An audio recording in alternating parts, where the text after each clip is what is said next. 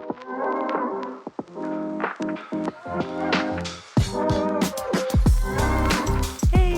Hello, my name is Selena. And my name's Theoni, and you are listening to Piping Hot. Hello, and welcome back to another episode of Piping Hot. I don't know what else to say. Selena. Hi. You're like, I'm so sick of these freaking intros, dude. Yeah. You guys, we've had it on our to-do list for forever to like record the intro for so long so we can just drop it into the episode rather than re-recording an intro every single time. And you know, it's just getting really excessive now. It is. It's hard. Well, I remember the one week that I tried to do it and I had a freaking panic attack. Like, I can't. That was so hard. Like, I fully can't.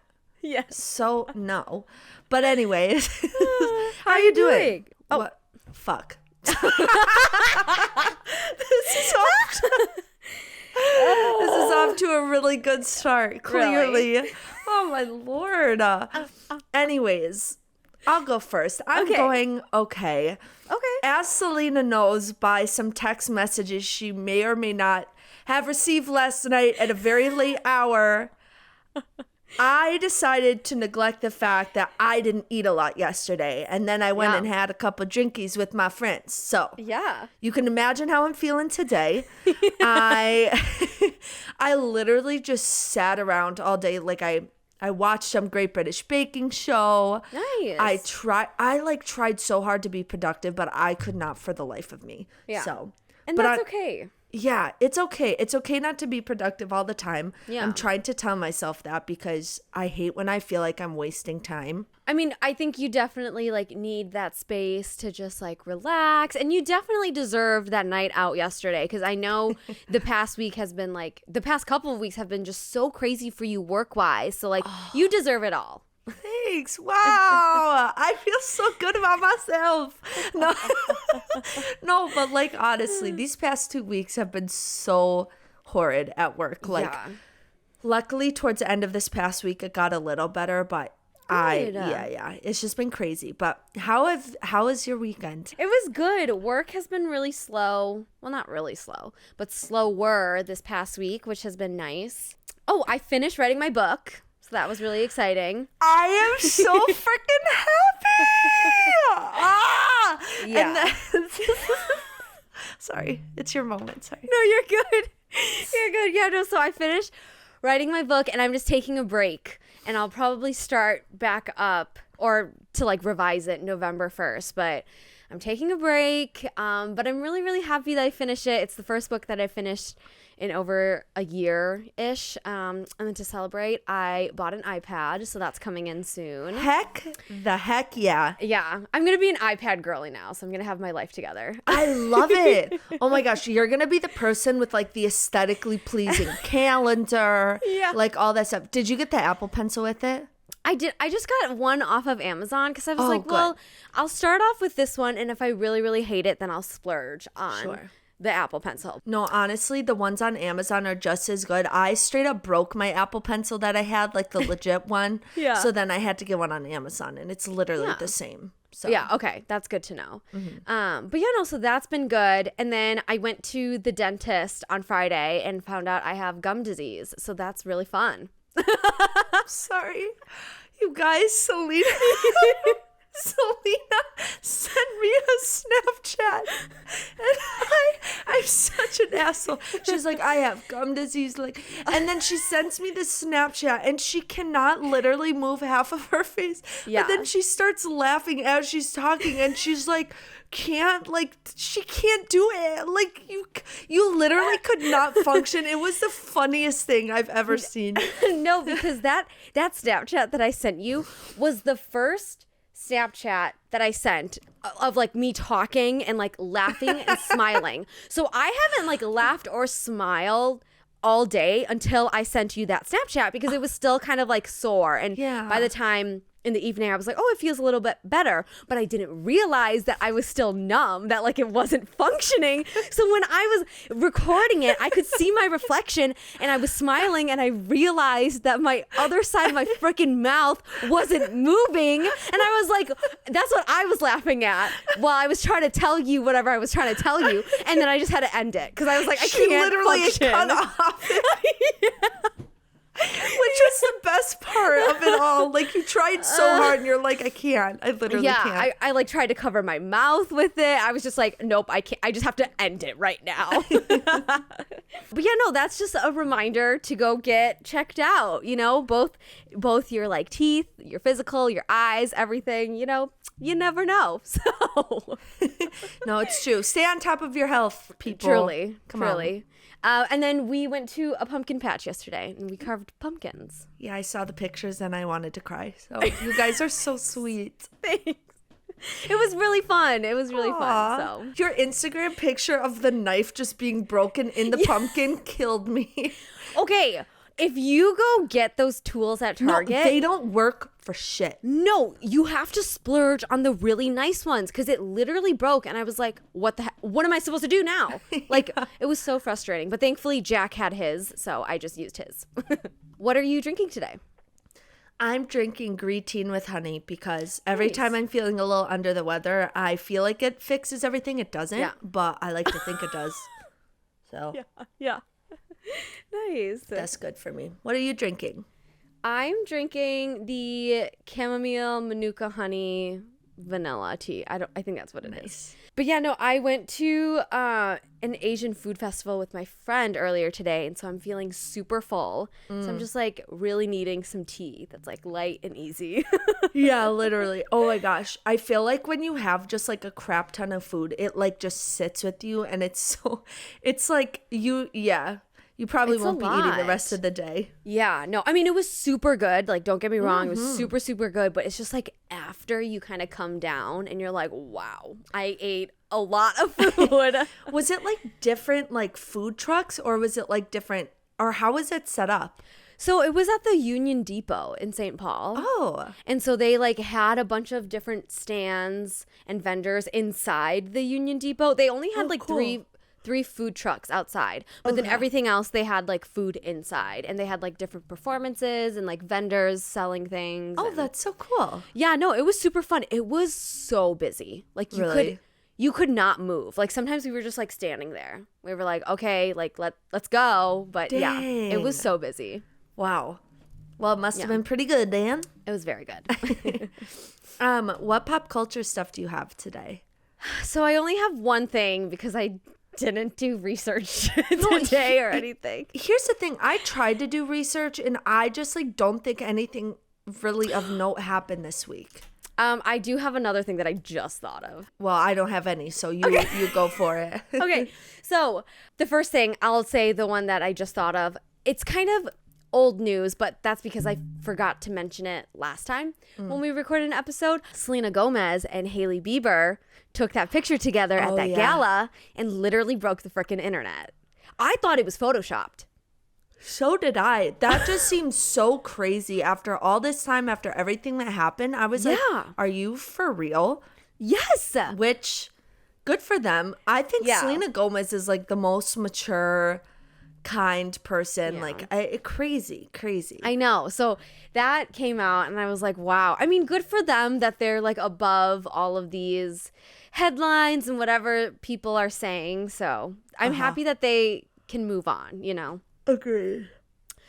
And then my other thing that I have for pop culture is that Taylor Swift released her new album Midnights, and it's amazing. Is it really good? I love it. I think Okay. it's the songs vary like a good amount. I think there's Okay. like a good variety, which I really like. Personally, my favorite thing to do is taking Taylor Swift songs and applying them to books. Yes, you've been sending me so many TikToks about that. I love it. It's I still haven't unhealthy. listened to the album, but what is the one that you told me that was like Feyre and Reese, the old Taylor Swift song? Oh, Ivy. So, okay, people are saying that Mastermind is now Face Sand. Which I agree, but Ivy will always be Faye Sand. That I is do their not song. care. Yes, I agree. Now Ivy I'm thinking breaks about me. it. Every time I listen to it, I tear up. Same. It's crazy. It is so Now so I'm amazing. covered in you. Right? Right? And she's a house of stone. But then he was able to get through. Like, sorry, okay. What broke me, though, was Midnight Rain in relation to Selena and Kale. People are arguing that Midnight Rain is Tamlin and Feyre. And I'm like, okay, fine. Sure, whatever. I'll give you that. But I feel like Selena and Kale is so much more that song than Tamlin and Feyre. That's the one where he's like, it's like he's sunshine, but I'm midnight rain. He wanted it comfortable, but I wanted pain. He wanted a bride, but I was making my name. And I'm like, That's them. No, truly. No, and me and you were talking about how it's like we mourn that relationship, but they're where they need to be, you know? Yes. Like I'm so happy Kale's with Irene, okay? Don't get me wrong. And I love Rowan and Aelin, right? They're the best, but like they were such a beautiful couple. No, I agree. Like, I 100% agree. Like, it's so I hard. think about the freaking greenhouse and I want to die. Oh God, I love them so much, but it's so true because he wanted it so comfortable but at that point, Selena wasn't even Aelin yet. She was still trying to like step into her identity. So of course it wouldn't work. It's just painful that it's now in a song. Like I hate it. But you love it. I know. Yeah. So. But yeah, that's my favorite thing to do. I love it. And every time you share one with me, I'm like, oh my God, you're right. It hits. Yes, it like blows your mind. And then the other one was anti-hero is Nesta, which I 100% agree. Ooh. Yeah. I need to listen to her album Yeah. for that. I need you to make me like a list of like songs and then with the characters they correlate to. So then you can think about it and read the Exactly. lyrics in relation to the character and it hits 100 times harder. It's insane. Okay, I will put that list together. Great. I'm so excited. Oh my Lord. But that is it for my pop culture stuff. Do you have anything? I sure don't. Anything came to mind during that? Not even a little bit. Not even a little.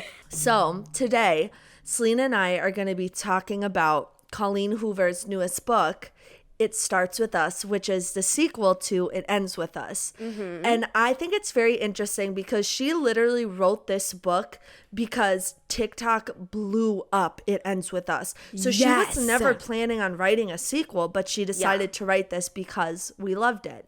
And I'm curious to hear your overall thoughts.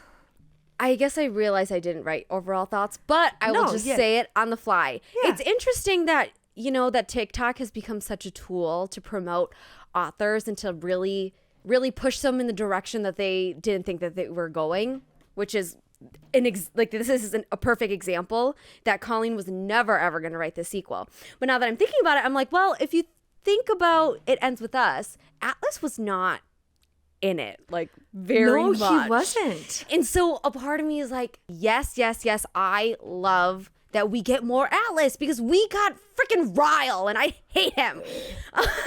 But so I'm very, very happy that we got an Atlas book. I will argue that I think I would have been fine without Lily's perspective, or at least as much as we got from Lily's perspective. I would have been fine if it was a complete like Atlas book.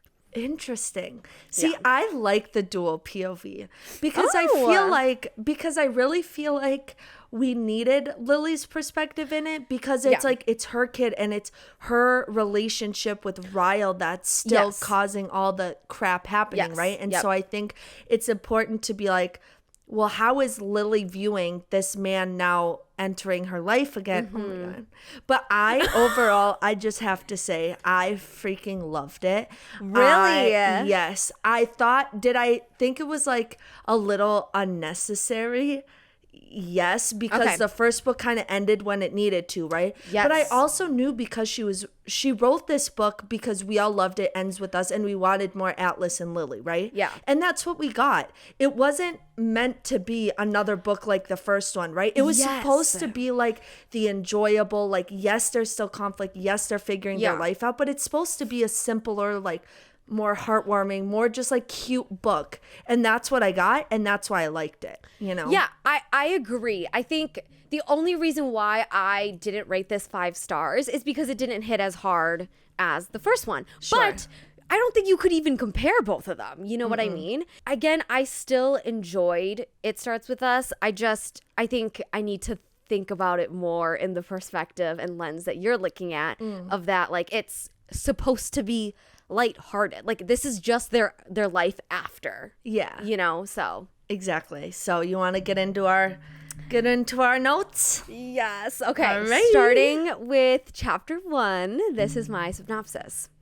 The book picks up right where It Ends With Us ended, except this time it's in Atlas's perspective. Someone has vandalized his restaurant with asshole spelt incorrectly. After his run-in with Lily, Atlas eagerly waits the text from Lily that she said she'd send, but it never comes. My first note is all in caps, Atlas's POV. Yay! It was so much fun being in his head. I was really happy that we did get his perspective. Like, I'm happy agree. that we just weren't stuck in Lily's head. No, I agree. I loved hearing his perspective. I am in love with that man. Like, I am in love with that man. Like, it's sick. It's and sick. no, it truly is. It's like, as I kept reading it, I was like, why are you so kind? Like, Literally. Atlas, it kind of pisses me off how kind you are, but I love you so much for it, you know? Like, literally the nicest person. Like, Yeah. I have never... Anyways. He's just a gentle heart, really.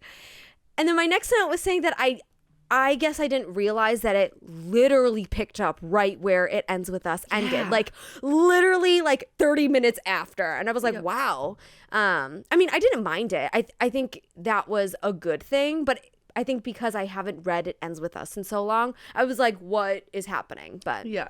I was really sad for him when he said he wouldn't turn in the person who had broken in to the restaurant. I know. Because he had admitted that he once had broken into a restaurant because he was so hungry. And I was like, oh my goodness, Alice. Like, that literally, 1, makes me so sad. 2, just establishes that he has the biggest, kindest heart. He does.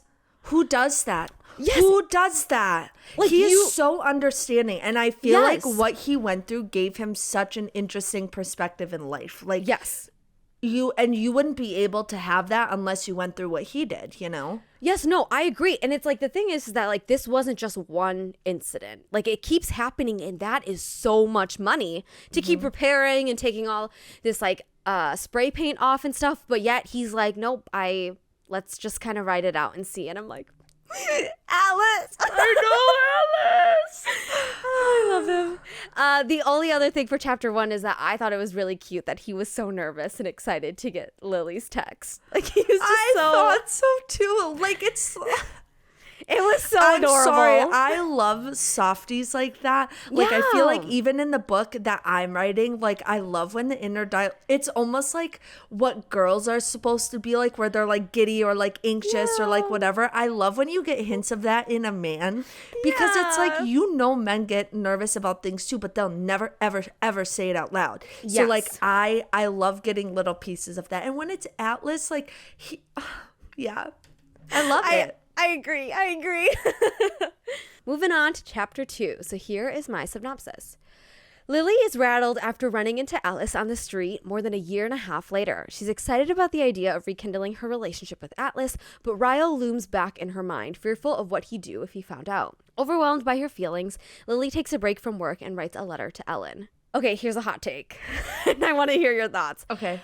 I hate is a strong word. I very, very much dislike how Colleen Hoover writes Lily's inner monologue. It's like very cringy to me and I can't ever take it seriously, which is weird because when we read Verity together, I was fine with Lowen's inner monologue. So I have no clue why it's Lily specifically that I can't handle. Because I know that Colleen Hoover can write in a way that I'm like okay with it, but I think it's just like the way that Lily is written. I'm just like, I can't. Well, what do you think it is about the inner monologue that like doesn't sit well with you? Okay, that goes into my next point, is that I think it's some of her thoughts are just like too on the head for me, where I'm just like, leave some room for tension and for us to try to kind of figure it out too. But instead it's like, oh, I'm scared. Like I'm so scared of like what Ryle's gonna do when he finds out and blah, blah, blah, blah, all this stuff. And I'm just like, yes, I know that Ryle is going to be a problem coming into this book. I totally do. But by the second chapter, you're already telling me that. Like, you could leave some little room for like tension and for us to kind of do the work. Because I think that's what's really fun about reading is like we are trying to figure it out and we are trying to figure it out along with the character. But when Lily's like, oh, Ryle's going to freaking hate this, which we already know. Yes. Yeah. But give me just a little bit of tension, I know, 100%. And I wonder if she did that because it was like the continuation. So it wasn't like a new conflict. But still, I get what you're saying. Because it's like, we know that he's going to hate it. Like, duh. Yes. Like, of course that's going to be a problem. But also, it's been a year and a half. Maybe Ryle has changed. Like, you could have put the tension in there for us to figure it out. To be like, oh, wait, just kidding. He did not change. But it was just too on the head. And that was just like another thing that kind of bugged me for chapter 2. Sure. The other thing is when she started writing the letter, I was like, who the hell is Ellen? I was like, wait. Is this like a dead character that I forgot in the first book? Stop. And then I remembered the whole Ellen DeGeneres thing and the Finding Dory thing. And I was like, oh, okay, I remember. It's just been so long since I've read the first book that I was like, did I miss something? You were like, who the hell is Ellen? Like, why are you writing letters to her? Dear Ellen, who the hell is that? That's not her mom. Yeah, literally, that's not correct. Oh my gosh. But that's all that I have for chapter 2. Do you have anything else? I don't know. Okay. Again, a lot of these chapters, I will say the chapters in this book are pretty short. So a lot of the time I don't have a ton to say. Like, for example, chapter 3 is literally my synopsis.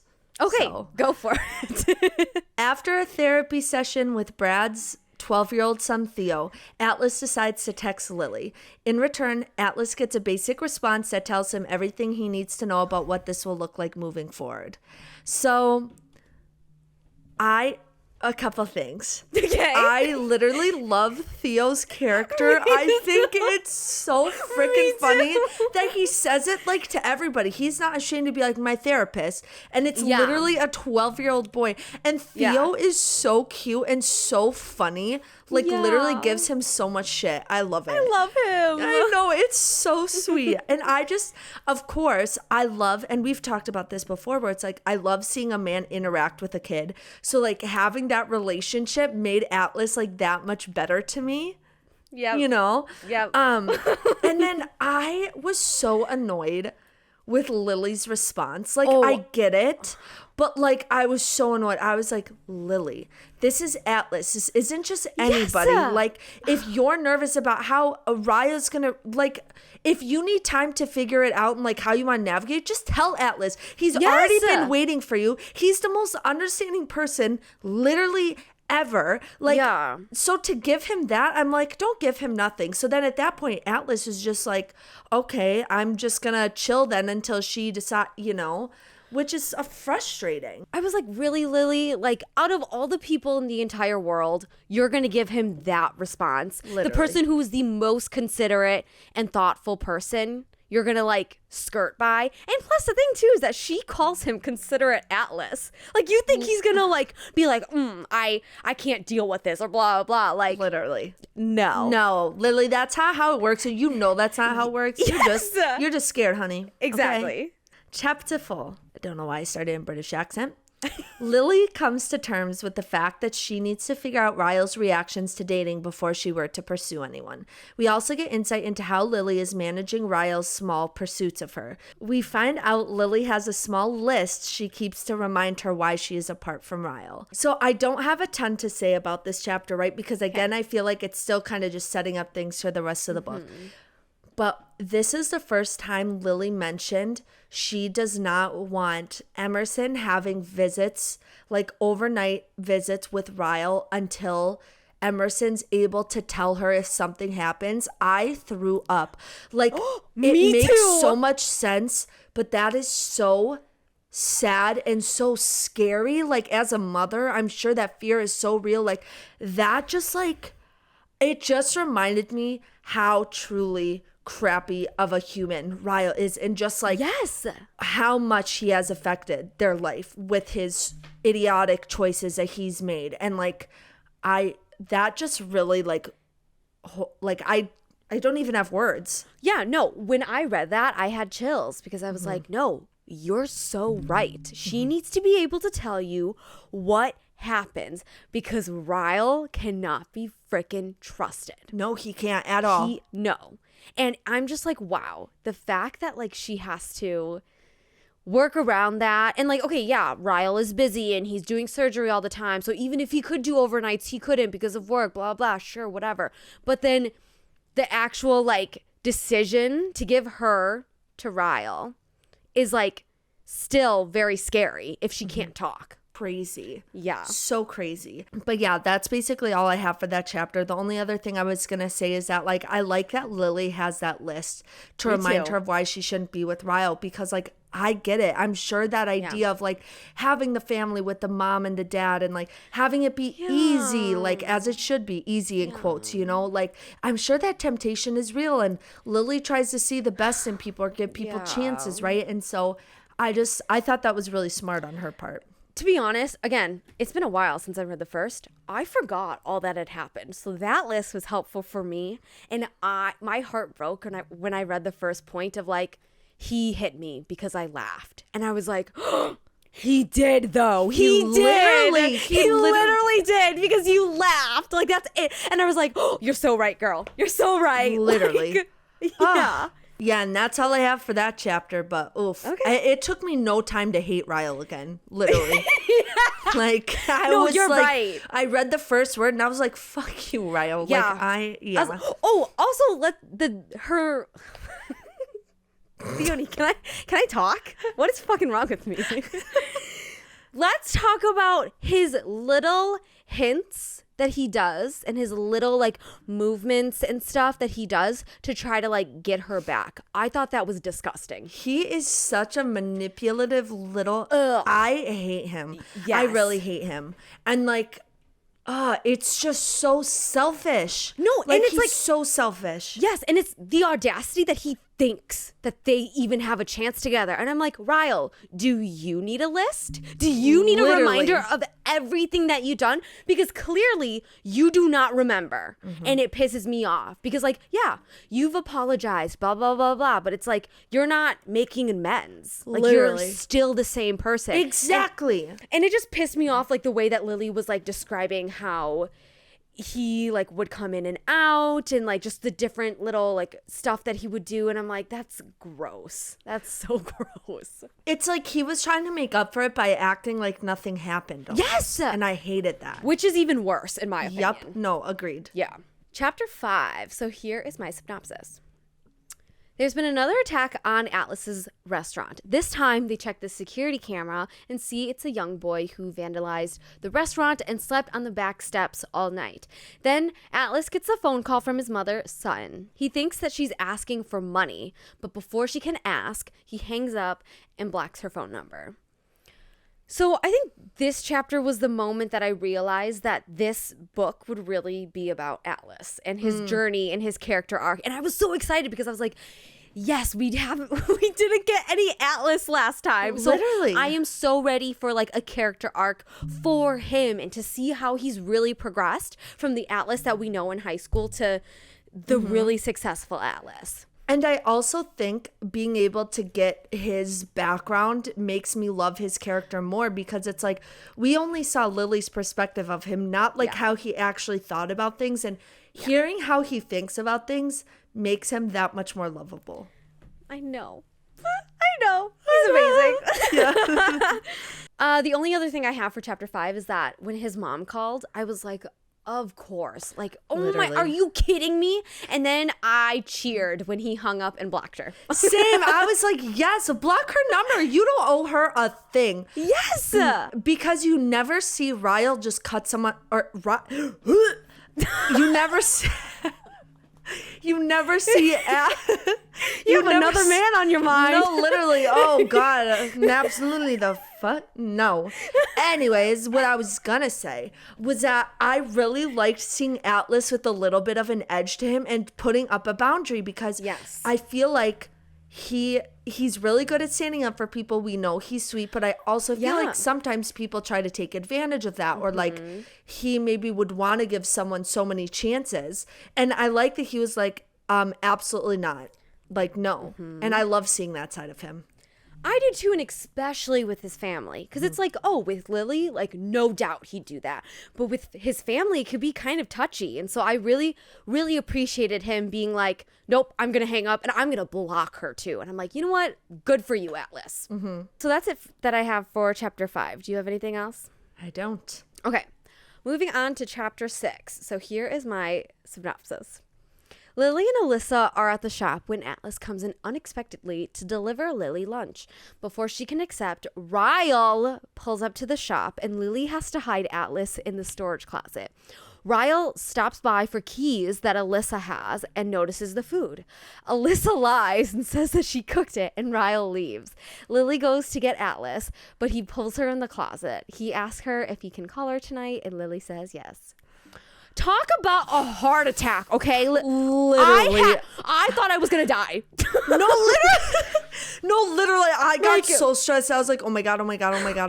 And especially because Ryle, I was like, if he sees him, I cannot. Game over. The worst is literally done. You know what pissed me off, though? It's the fact that Alyssa knew Ryle was coming and did not tell Lily. And I'm like, first of all, you are the sister-in-law. Ryle's your freaking brother. You kind of know already what's happened between Ryle and Lily and why they got divorced.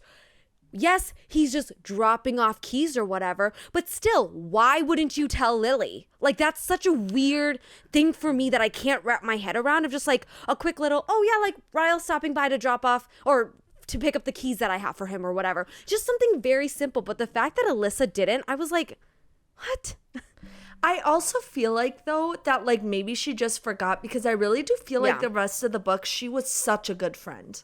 Like, and I have so many notes about that. But like she is the friend that everyone needs in their life. Like, truly, she is incredible. So, do you disagree? Hot take, I hated all the side characters. Really? I think they're really horrible enablers, and they don't have a backbone when it comes to Ryle.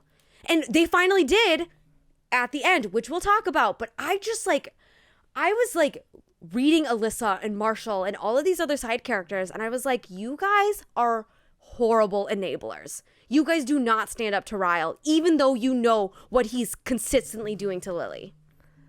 Okay, fair. I guess I didn't look at it that way, because I looked at it the perspective of like, how hard it must be for them, because like if you think about it, it's easy for us on the outside to be like, well, why didn't she stand up, but at the same time, like, that's her brother, right? And so I think she was having a really hard time trying to like be a good sister, but then also like be Lily's friend and stand up for what's right. And so again, I think they did figure that more out towards the end, but I saw it more as like she's really doing the best she can in that situation.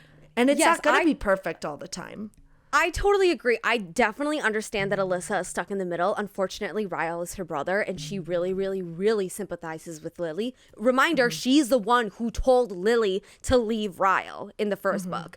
And so I can definitely understand where her position is, but I just feel like, yes, Lily had support, but it's like you also see all the things that Ryle is doing. And it's like, really? You are the one. Sure. I feel like I am more in my place to tell my siblings to clean up their act because I'm their sister. Sure, that makes sense. You know? Like, yeah, I can would call them feel that out. way. I feel that way with my sister too. Yeah. Yes. So it's like I feel like I could say something really, really honest to my siblings that no one else couldn't. And maybe my parents could or whatever. But I feel like that is my position as a sibling. And I feel like that's what Alyssa should have done. Again, I understand her position, but I was just Still. kind of pissed at her. Fair enough, Yeah.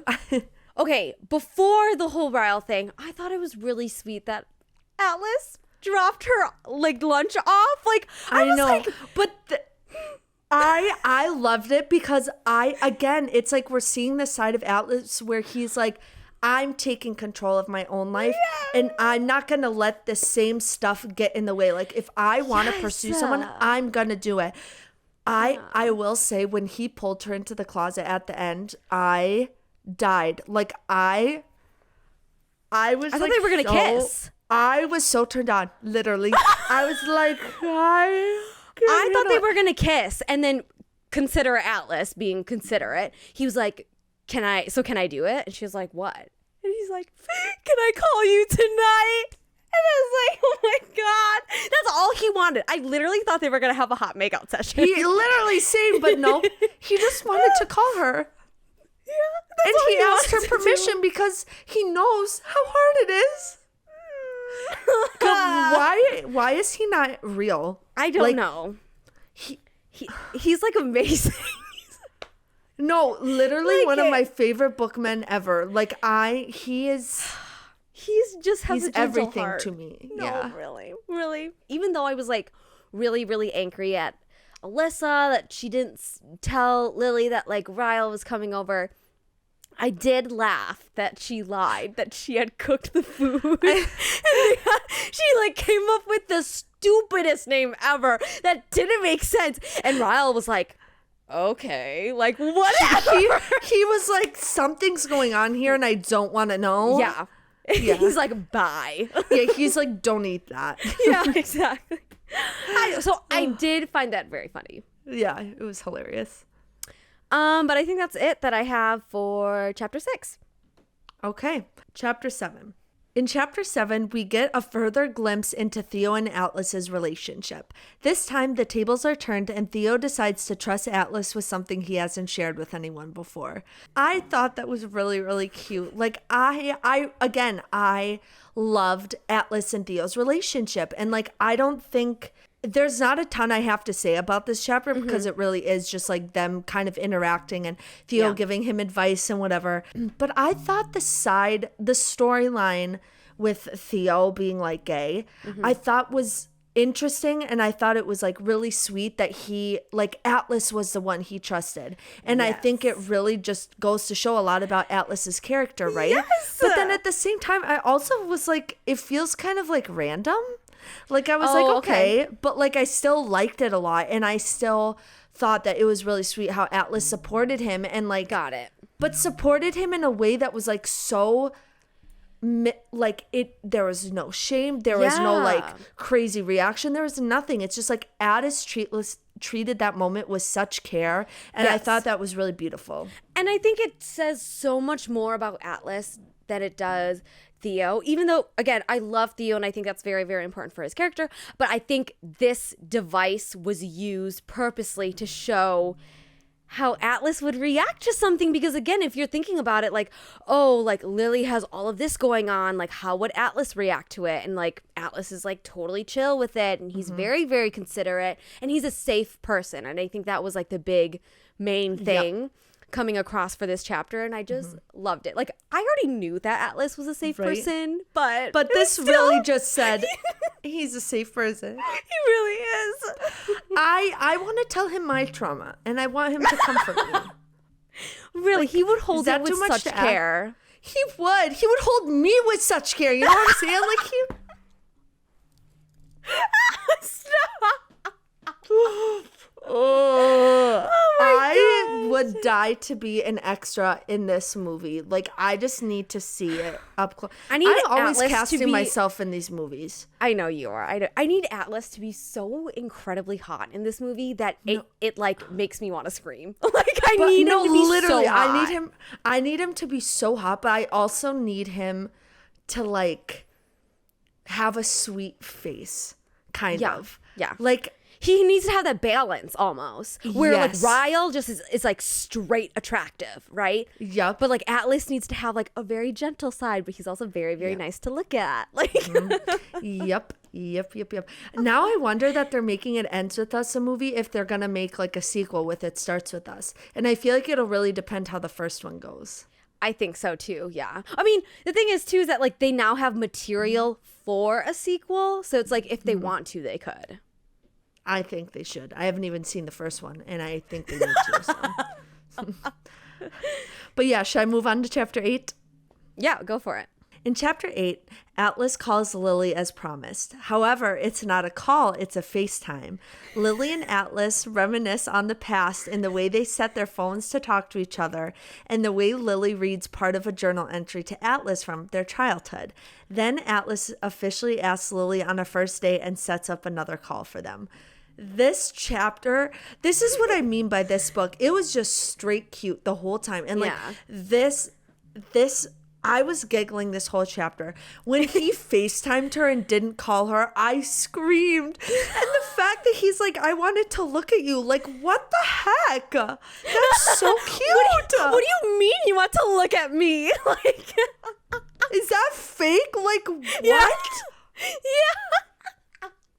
I loved getting Lily's like perspective and how she's freaking out that like Atlas is gonna see her doing her skincare and like blah blah blah. And I'm like, Atlas does not give a crap. Like, yeah. But I also love those little moments because as much as it's like they were in love and they have this like deep connection, it reminds me that it's still new for them and they're entering a new chapter. And I love that like it's just the perfect blend of like the excitement and the nerves of a new relationship, but also the deep connection of their like already standing foundation, right? So I thought that was just a cute moment. It's like the best of both worlds, you know? It's like very, very exciting, but they have like so much history. So yeah, I definitely love reading how that kind of developed.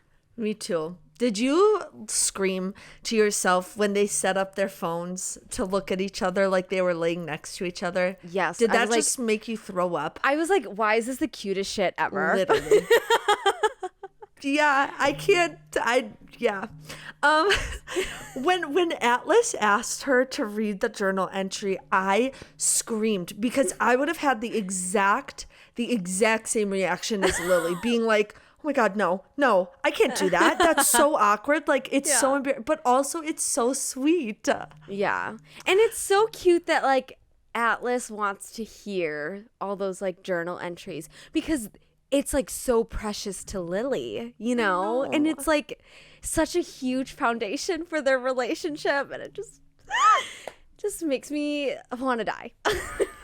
They start talking about how Atlas is like not turning in the person who like robbed him or whatever, right? And he says to Lily, what if he doesn't have a Lily to save him? Are you kidding? I threw up. Yeah.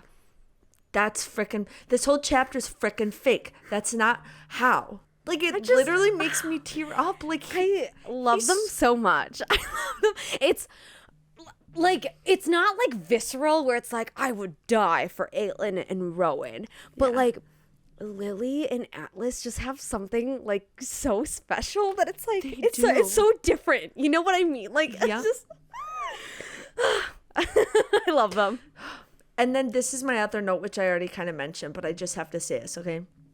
In quotes, why would I waste time with a phone call when I can look at you? I'm going to go throw myself in the abyss now. That was my note. So, and that's all I have for chapter 8, but I love that chapter. Yeah. Like, I honestly think, even if people are annoyed about this book, that it wasn't as serious or whatever, I think really is helpful in seeing like you can come out of a horrible situation and still get a happy ending and still have true joy. And I think that's really important. So I love getting these chapters where it's just like straight giddiness, you know? Yeah, and it's such like a quiet chapter that like nothing dramatic happens, which is great because Lily and Atlas need a freaking break, okay? They do. They've been through they a lot. deserve it. So these quiet moments I will take. Same. Okay, are we ready to move on to chapter 9? Yes, ma'am. Okay. Here is my synopsis. Bibbs was hit again the night prior, so Atlas is at the restaurant with Brad and Theo to clean up. Theo asks for a picture of Lily, but Atlas doesn't have one. Lily calls Atlas, and they chat as Lily feeds Emmy. Atlas reveals that he never had an uncle in Boston when he left all those years ago. The chapter ends with Atlas taking a screenshot of Lily, but Lily definitely knowing that he took a picture. I love the roundabout way that this chapter goes, where it opens up with Theo being like, you don't have a picture? She doesn't have social media? Like, how do I know she exists? Like, what does she even look like? And Alice is like, chill, dude. Like, she's real. And then they talk, right? Because again, in the previous chapter, they established that they FaceTime. They don't just like call regularly. And one thing too is that I love that like Lily was feeding Emmy during the FaceTime call, and then when she had to adjust, she like picks up the phone again. She's like, oh my God, I just flashed you. And Atlas was like, that's okay. Like, Atlas is like, I promise you I didn't mind. Yeah, like he really did it. And I was just like, that's so funny, but so real. Like, you know what I mean? Yes. Like, exactly. I loved it. It's so real. That's what I mean. Their relationship is so real and so pure. I love it so much. Overall, I just really loved Lily and Atlas's conversation in this chapter. It was so simple, but really just showed how much has changed between them. But even after all of that, they found their way back to each other. And it just makes me really, really happy. Like, Lily was like, oh, I want to know about your personal life and everything in it. And Atlas was like, I have some friends, but no family, but I'm happy, if that's what you're wondering. And Lily was like, yes, I want to know if you're happy after all these years. And it just makes me, it like warms my heart that they found their way back to each other, you know? I know. Like, I know. Oh my gosh. Because they've been through so much shit. It's like insane.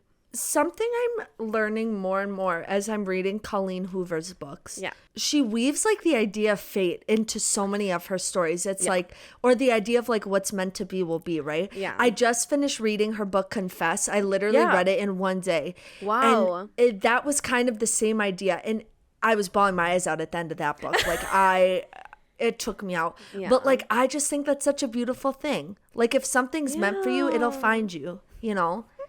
It will, really will. Okay, as a single woman, I tell myself that every single day. I said, okay. And then the last thing that I just want to mention for chapter 9 is that, of course, Atlas takes a freaking screenshot of Lily. And it's the fact that he has the ringer on so you can hear it. And I'm like, Atlas, what is wrong with you? What is wrong with you? And Lily's like, did you just take a picture of me? He's like, yep, bye. Or no, he was like, he didn't even say anything. Yeah, I wanted a picture of you. Bye. That's what he said. Yeah, literally. He was like, I'm getting off the phone now because I want to die. But it was so funny because you don't see Atlas get flustered by that very often. Yeah. So I thought it was so funny. But that's it that I have for chapter 9. Do you have anything else? No, ma'am. Moving on to chapter 10. Here is my synopsis. Lily drops Emmy off at Alyssa for her to babysit while Lily goes on a date with Atlas. Lily is extremely tired from the night before because Emmy is sick, but that doesn't hinder her excitement for her date. And I literally said that it's like such a short chapter. Nothing much to add. Like that was it. So. Okay. Cool. Chapter 11 then? Yeah. Okay. Sorry, my synopsis is so dumb. This is what it says. We swoon. That is what we do this entire chapter because Lily and Atlas go on their first date.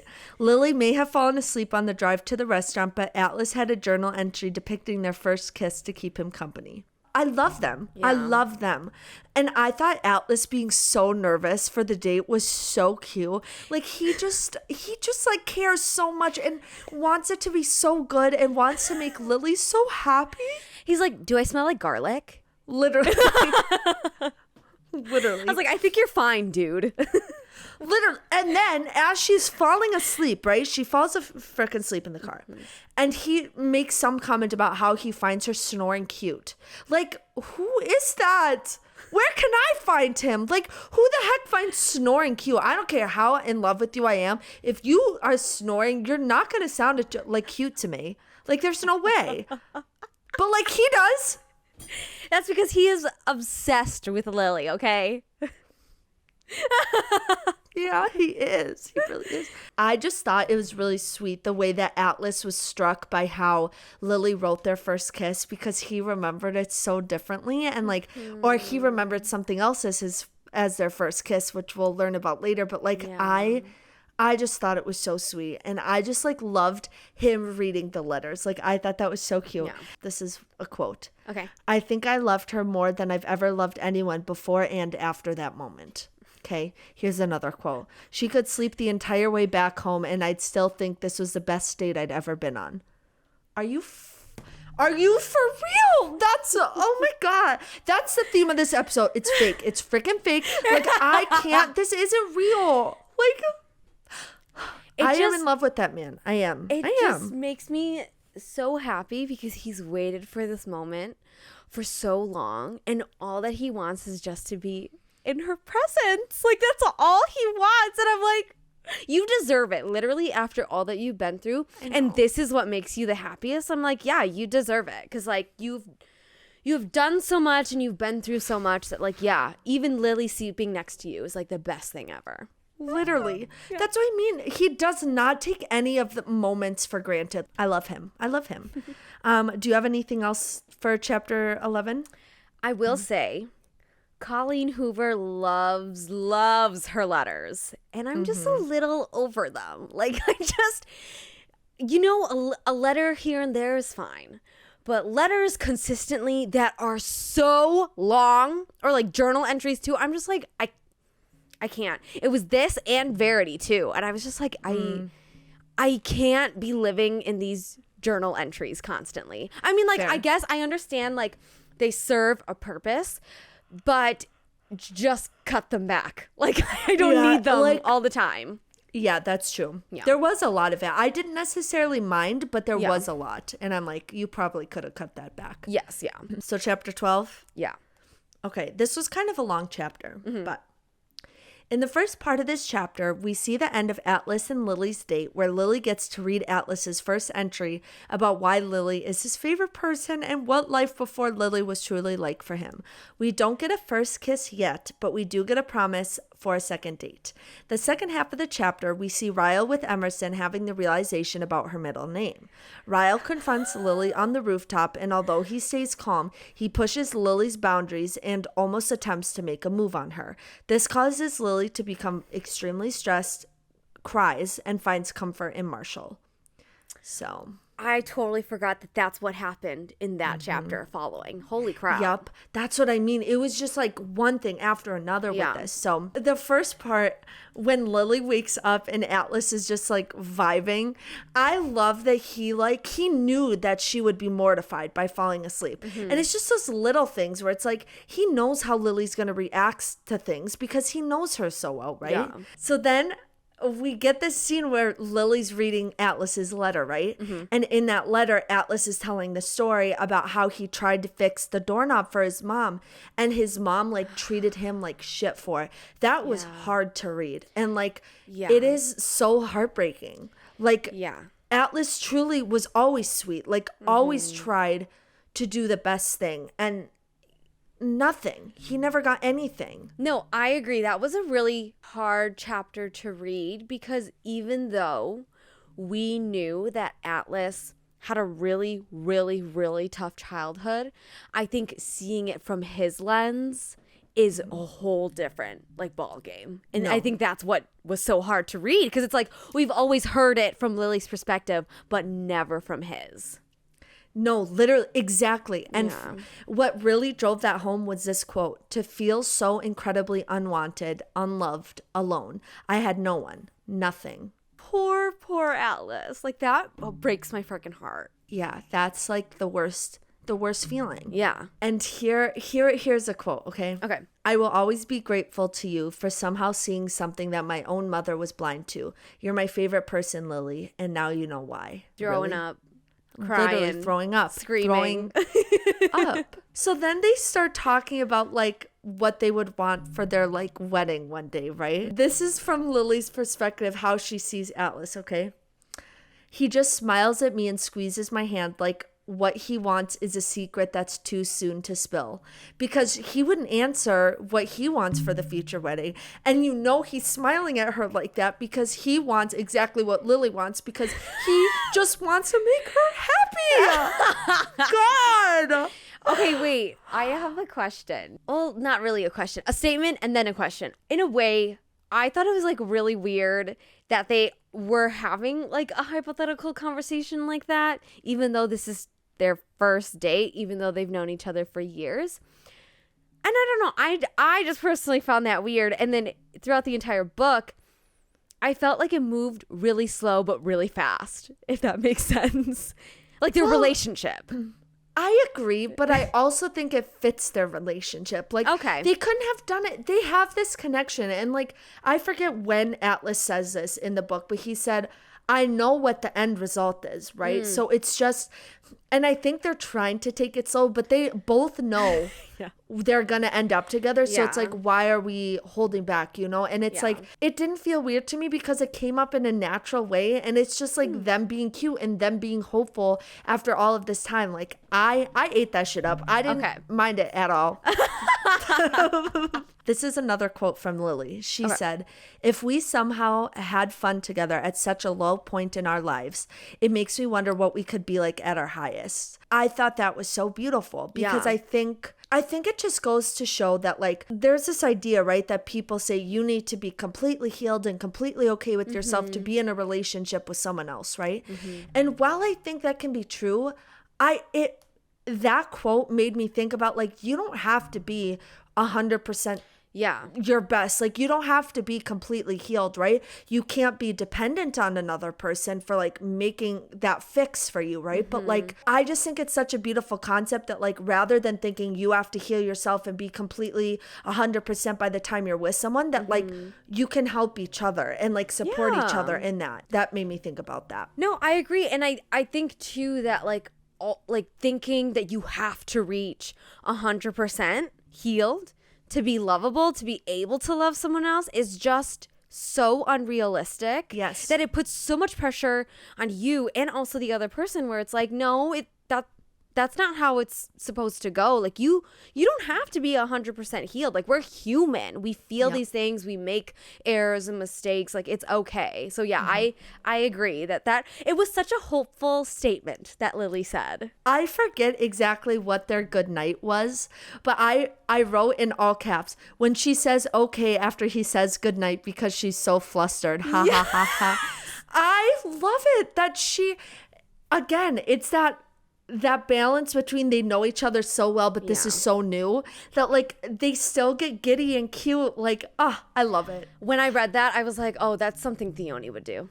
Yeah, literally. I was like, oh yeah. Because it's like you get so flustered you forget how to like converse. No. It happens to me all the time. Oh, I did contemplate getting Hinge again last night, if that says anything. Don't do that. I know. Probably will. Okay, and then I don't remember at what point I wrote this note about, but I literally wrote, jealousy looks like shit on you, Ryle. And that's all I said, but I don't remember. That's 100% true. Yeah. 100%. When he trapped her on the roof, I was so anxious. Me because too. he is so unpredictable that you never know what you're going to get from him. Yeah. And you know he's dangerous, so it just makes you so nervous, right? I will say Colleen Hoover did a fantastic job with those scenes with Ryle and putting in the tension and just like the unexpected. And that's what put me on edge. And it made me feel like I was in Lily's shoes. And I love that. Like, I think Colleen did fantastic. But then this is a quote that Lily said that made me like such a Lily fan. I was like, yes, but she said, I don't deserve to fear for my life every time I make a mistake. Damn. Yeah. Like, I love that we see her really find her power. Like, fully. You know, like, I was like, you are right, Lily. You don't deserve to fear for your life. Like, you deserve nothing that has happened to you. And, like, I just... But what pisses me off, though, is that Ryle doesn't understand that. And I'm like, dude... You are the problem. Like, literally. What when don't are you gonna understand? Get that? Yes, exactly. And it's like Lily keeps saying this constantly. Not only is she saying it, she is showing it by getting a divorce and making sure that she has the majority of the custody over Emmy. And it's like, what more do you need, dude? Like, literally. I don't understand. Then there's another quote that I put that I think this was Lily talking to Marshall. Okay. You know, when they're sitting out in the hallway or whatever, which I love Marshall so much. She said, he's the one always trying to push my boundaries and straddle the line of what I'm okay with, and I'm honestly tired of it. And it's true because Lily really is trying to do the best for her daughter and like trying to figure out like how much do I deal with to keep the peace, right? Yeah. And I think that like I like that now she's like, I'm not going to do the best for my daughter unless I'm doing the best for myself. And so I think that is like a really powerful message, right? And so I will say I freaked the heck out when we found out that Alyssa cheated on Marshall. I was like, are you kidding? But like I also get why that was like put in. Yeah, that pissed me off. And it was also very surprising. Well, I already did not like Alyssa at the beginning of this book. So I was like, okay, let's go. Like, let's keep adding shit onto her pile. Like, I will say, I mean, I did like that conversation and I think it did what it needed to do. But like, I don't know. I look at Marshall as just kind of like in the background. Like he's just there. Yeah, I don't know. I really like him, but fair enough. But yeah, I do think just the ending of that with like Marshall validating Lily's choice was really special. And like Lily said in her internal dialogue, she's like, I don't need that, but it still means a lot to have that, you know? So Okie dokie. Moving on to chapter 13. Atlas rushes back to the restaurant and it's revealed that Brad had texted him about his mother showing up. Atlas sits down with his mother and asks how much money she needs. Sutton reveals that she's not here for money and that his little brother is missing. Atlas realizes he has a brother and also puts two and two together that the person who attacked his restaurants is his little brother. Lily calls and asks if he's okay. Atlas realizes that Lily herself isn't okay and rushes over to her apartment to give her a hug. So I was wondering what that text was, but I think because of the whole Ryle thing, I had forgotten. So when we got to Atlas's chapter, I was like, oh yes, he did get a text. And then I realized that text was from Brad about his mom. I was like, are you kidding me? Literally, like shit hit the fan for both of them. It's crazy. Yes. And I was like, she literally showed up to his restaurant. Oh my God. It's like on site. It's on site. Literally though. Okay, I just want to say that Sutton is rude as fucking hell. No, she is. Hate her. Above everything else, she's so freaking rude. I hate her. Literally. Truly. Like, when she started gaslighting Atlas during the entire conversation of you like, knew I was pregnant. Exactly. Shut up. No, he I didn't. How would he? You idiot. I was trying like, to make him be the villain again. Exactly. No, exactly. Absolutely not. And she was like, oh, your little brother, Josh, you didn't know you had a little brother? No, I didn't because you never effing told me. Like, oh God, that like really pissed me off. Same. I was so angry. Yeah. So I was surprised that she wasn't there for money, but I was still upset when Atlas gave her the money that he had grabbed. A part of me is like, okay, yes, I know you're being considerate and stuff, but like you're playing right into her hands. Like I know that that's what she had planned, even though that was just like an afterthought. I also have sympathy for Atlas though, because it's hard because at the end of the day, that's still his mom, you know? Yep. And it's like such a fine line of being angry at like what she did, but also still being like, oh, well, she's my mom. Yeah. And so I can understand where that can kind of come with trying to like give her the money and just like go. But it's still frustrating because people never change. And then it made more sense when Atlas realized it was his brother vandalizing the restaurants. I was like, oh, that makes sense. And I was like, that was good. That was good foreshadowing. And then Lily calls and the chapter ends with Atlas asking her for her address to come over to give her a hug. I don't know about you, but they had said that they wanted to take this slow. So asking for her address this soon, I was like, this doesn't compute. Like, what are you talking about? Like, But see, yes, but again, it's like they can't help themselves. I And all he guess. wanted to do was give her a hug. Like, I'm not thinking too much about it, okay? I'm thinking about the fact that this man is going out of her way to give her a Yes. freaking hug. Are Okay. you kidding me? okay, but in the next chapter, we'll talk about that hug. But I was just like, okay, I mean, I feel like it's moving a little too fast because Lily did say that she wanted to take this slow, but you know what? To each their own. So that's all that I have for chapter 13. Do you have anything? No, ma'am. Okay. So chapter 14, Lily awaits Atlas's arrival, and when he does, he gives her a hug. It makes Lily feel a lot better, and she realizes that her crush on Atlas may heal all that her father and Ryle have damaged. So this was a very, very short chapter, but it was so cute. As I was saying before, because I thought it was like fast, I was like, I feel like giving her address and him rushing over, like, I don't know, it just felt a little fast. And I laughed because in this chapter, we see Lily. She's like, does a hug mean something more? And she's like freaking out and she like doesn't know what to do. She's like, is a hug or is it like something more? Like she's unsure. And I'm like, no, that's so true though, because it's like, No. what does it really mean? But That you know, he's coming over to give you a hug, like, because that could be something else. Yes. Like, that could be code, or like, Exactly. he has the expectation of more happening. Or, exactly. You know. So that's why I was like, okay, it could be looked at as like moving a little fast. But of course, Atlas being Atlas, he's just like, I just came for a hug. And they hugged and it was so cute. Like it literally made me want to throw up. And I was like, I want to hug Atlas too, okay? Like that's not fair. That's not fair. No, it's not fair. It's not fair.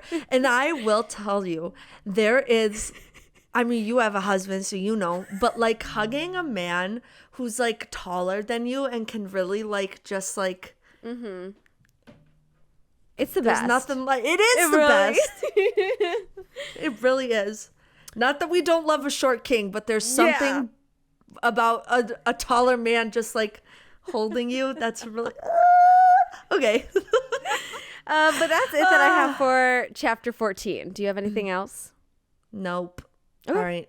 Chapter 15, I literally have a summary. So, in chapter 15, Atlas stakes out to find who might be his brother vandalizing his restaurants. While he's waiting, he reads a journal entry from the night Lily and Atlas had sex for the first time, which is also when Lily's dad beat Atlas. Then Atlas discovers and meets his brother for the first time and offers him a place to stay. So again, I don't really have a lot to say about this chapter because I feel like the summary said all that it needed to say, but I will say that Atlas is really good at reading people, right? And really good at understanding people. And so I think the way that he like acted with Josh when he first saw him was really, really sweet. Yeah. And was like really reassuring to him about like, if I had known, I would have never, things would not be the way that they are, you know? And I think that's really Yeah. sweet. Two things for this chapter. One, I forgot that Lily's dad beat the shit out of Atlas. Yeah. When they See, had now- sex. Oh my God. See, now this is where the journal entry comes in handy because I haven't read the first book in a long time. And so when I read that again, I was like, oh, holy crap. I was like, Yeah. I forgot that this happened. And I was like, wow, Atlas, are you okay? Like, That's holy crap. crazy. And then the second thing was that I love the way that Atlas approached Josh. He was like, you're holding it wrong. Like that was the first thing he said about the spray paint can. And I was like, of course, Atlas, that's how you're going to approach the kid. Right? Like, of course he's going to be like so casual about it, like non-threatening, like. Yeah. Like here, I'll show you myself. Like I will vandalize my own restaurant. Literally. I love it. But I also know. think that's the intro that like Josh needed, you know, and I think that made him feel Yes. comfortable. All right, should I jump into chapter 16 then? Yes, go for it. In chapter 16, we discover that Lily gets a day off because her mother decides to take Emmy out to the botanical gardens. Lily wants to use this time to spend with Atlas, but discovers he is home with his brother and will seek custody of him. The chapter ends with a sweet text from Atlas to Lily after they hang up the FaceTime. I have just a couple notes. Okay. So first of all, I think after everything Lily's mom has been through and the regrets she has about protecting Lily and all of these things, I think seeing her mom be so sweet with Emmy and like really involving herself in such a healthy, positive way in her daughter's life is so beautiful and so full circle to like the conflict that Lily and her mom had and like the example that Lily's mom set for Lily growing up. I just thought like their interactions were really sweet to me. In my mind, I really hope that it's healing for Lily in a way that even though that like her mom may not have been able to provide the way that Lily needed when she was younger, she's able to do it now for Emmy, like her own child. And so I really hope that in a way it's like very healing for her. Yeah, no, I totally agree. And then obviously they're FaceTiming, right? Lily and Atlas. And the way that Atlas is just like, this is Josh. He's my brother. I found out about him yesterday. So casually is so Atlas. Like, of course he's not like, like, of course he's not making a big deal. And Lily's like, okay, excuse you? Like, what? Like, you have a brother? You know, it's just so fitting for him. Yeah, I love it though. I know, same. When Atlas texted, I absolutely should have kissed you. Done. Game over. I died. I literally. Yeah. So that I don't have anything else to say besides that, but I just loved it. So moving on to chapter 17. So here is my synopsis. Atlas attempts to make conversation with Josh the next morning. Josh reveals that he's been staying at Bibbs for the past 2 weeks. Josh also says that he wants to find his father, Tim, and live with him in Vermont. Atlas drops Josh off to their mother at the Risemore Inn.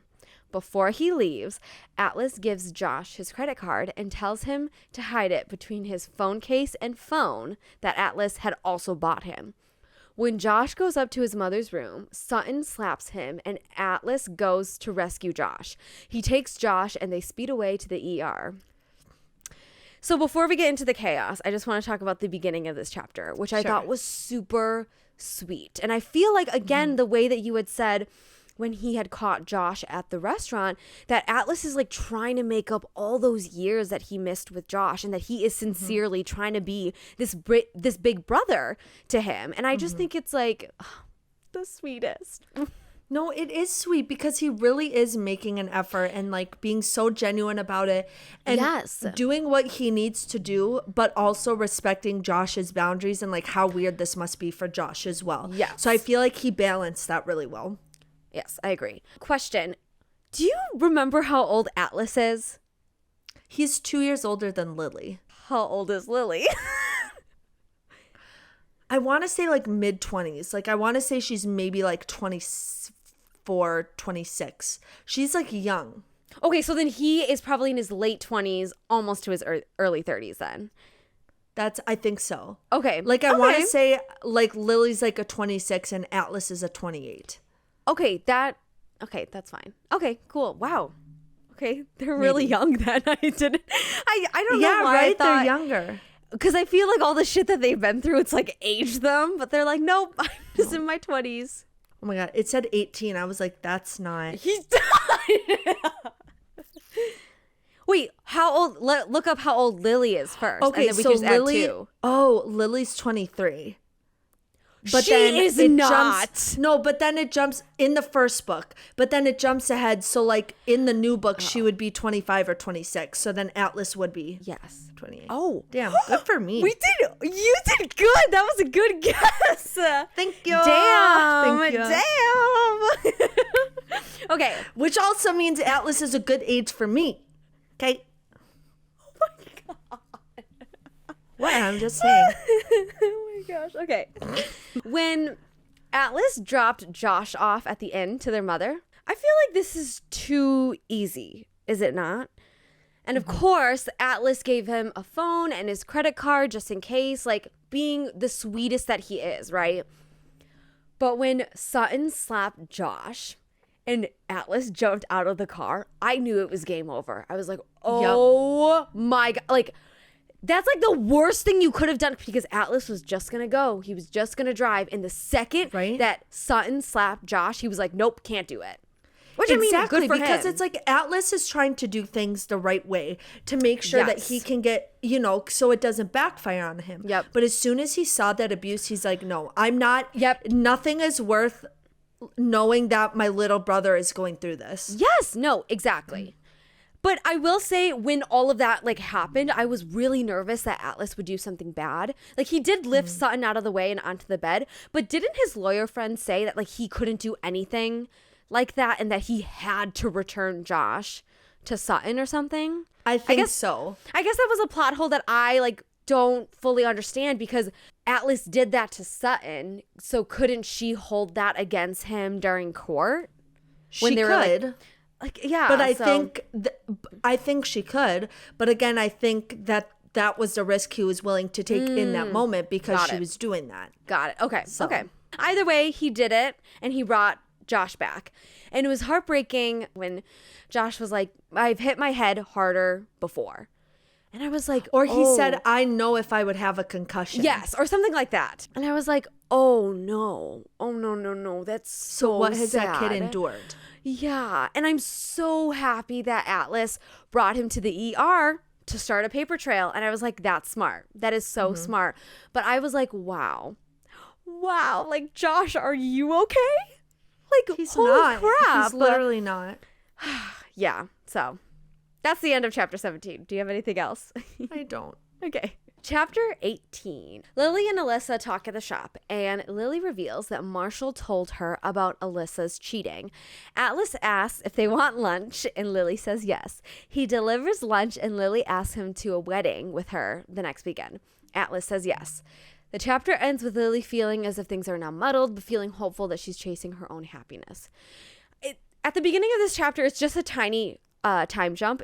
It's been about 5 days since Lily has seen Atlas, but that's because like all of this stuff is crazy for him and for her. You already know my stance on Alyssa, but this conversation just pissed me off. I don't know why, but it did, okay? I don't know. I just felt like it was so inconsiderate of Alyssa to be like, oh, well, are you going to tell Ryle that you're like back on the dating scene? And I thought that you had cheated on Ryle back then. Like, sorry. And I'm like, Alyssa, shut the fuck up. Like, I just feel like, yes, she's trying to be supportive, but also like stop pushing Lily when she doesn't want to talk about it, you know, or if she's not comfortable talking about it. And the fact that she keeps bringing in her freaking brother, like, yes, I know he is your brother, but like, just let Lily have a moment of happiness with Atlas, you know? Like, we can talk about the logistics after, but Lily is happy. And I just like, I was just so annoyed. But see, also, it's so funny because that didn't piss me off. But now that you're saying that, I'm like, I get it. Like, I get it. Yeah, I mean, I understand that this conversation served a purpose to get us inside Lily's head and to answer these questions for us. So I was like, okay, I get it. But Alyssa, you're not looking great in my book. Okay? Atlas brings them lunch again. He's so sweet.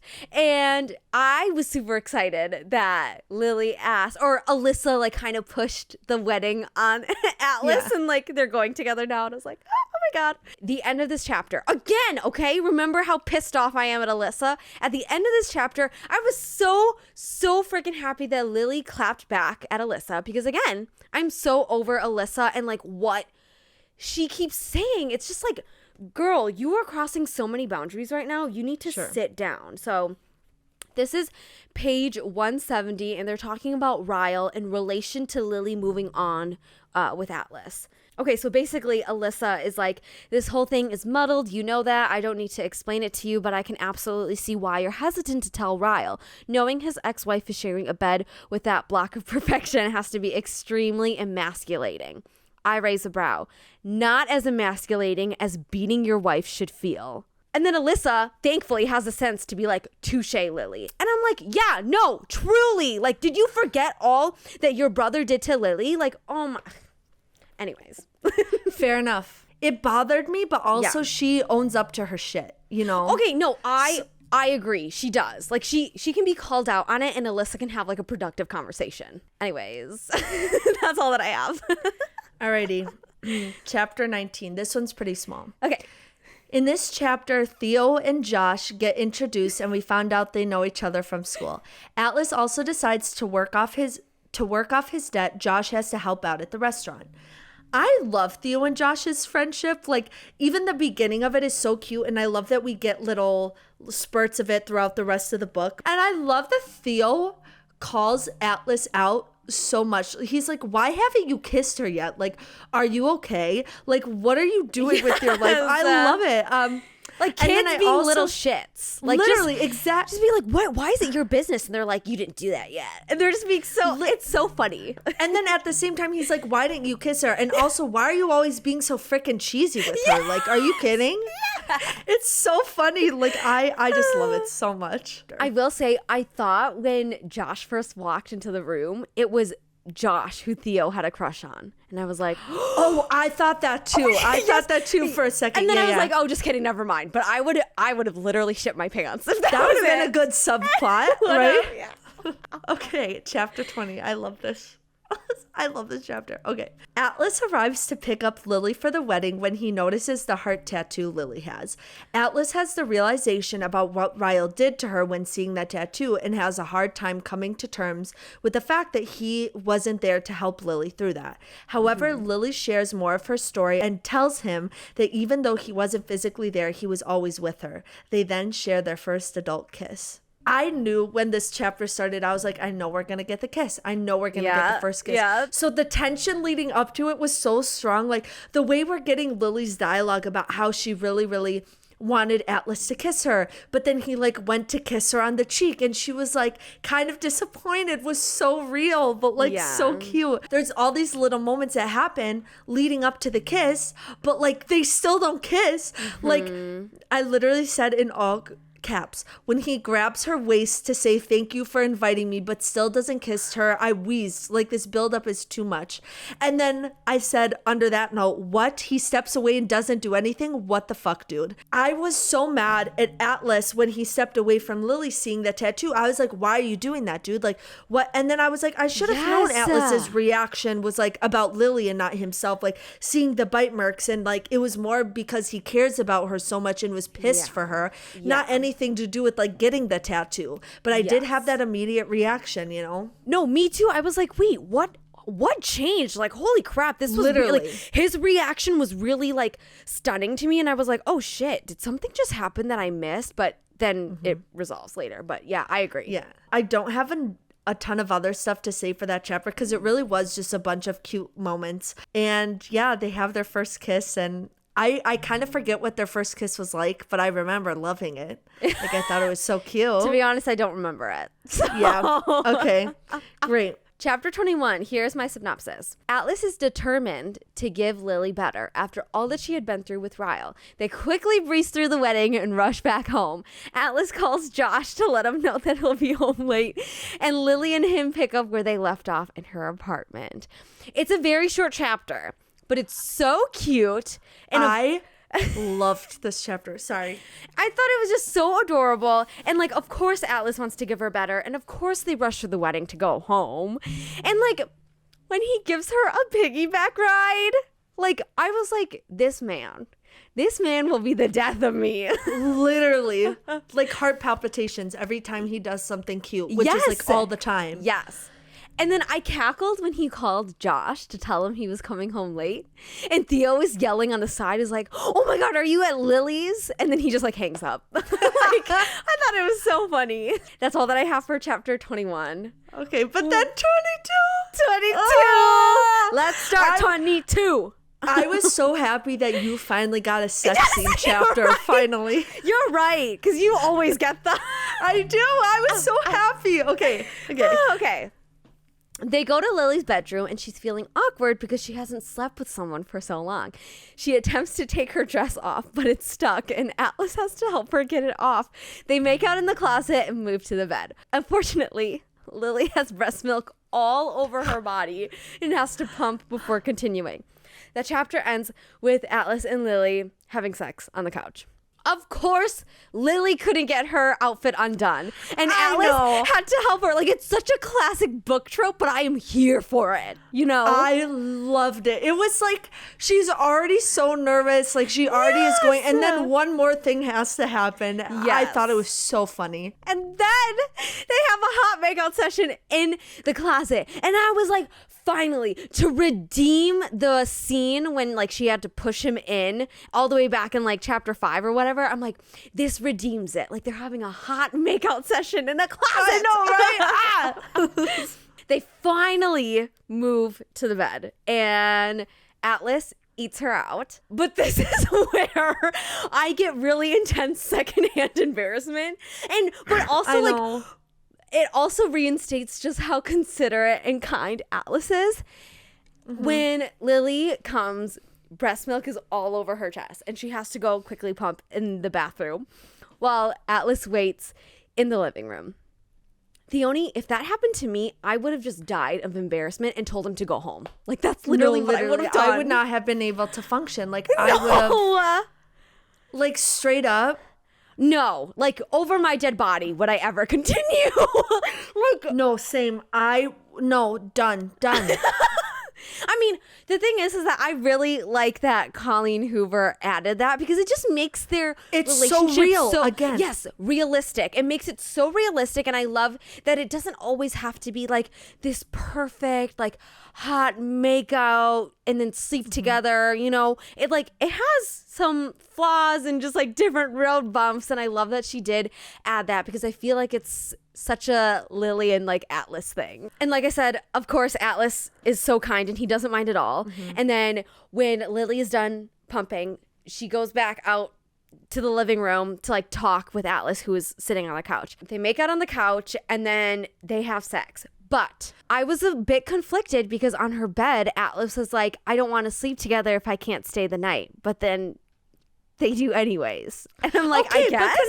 but no, I thought it was so perfect because here's how it happened. I feel like we need to just get into the details real quick. She was sitting next to him, right? Yeah. She was so embarrassed. She's like, I'm so sorry. And he said, come here, Lily.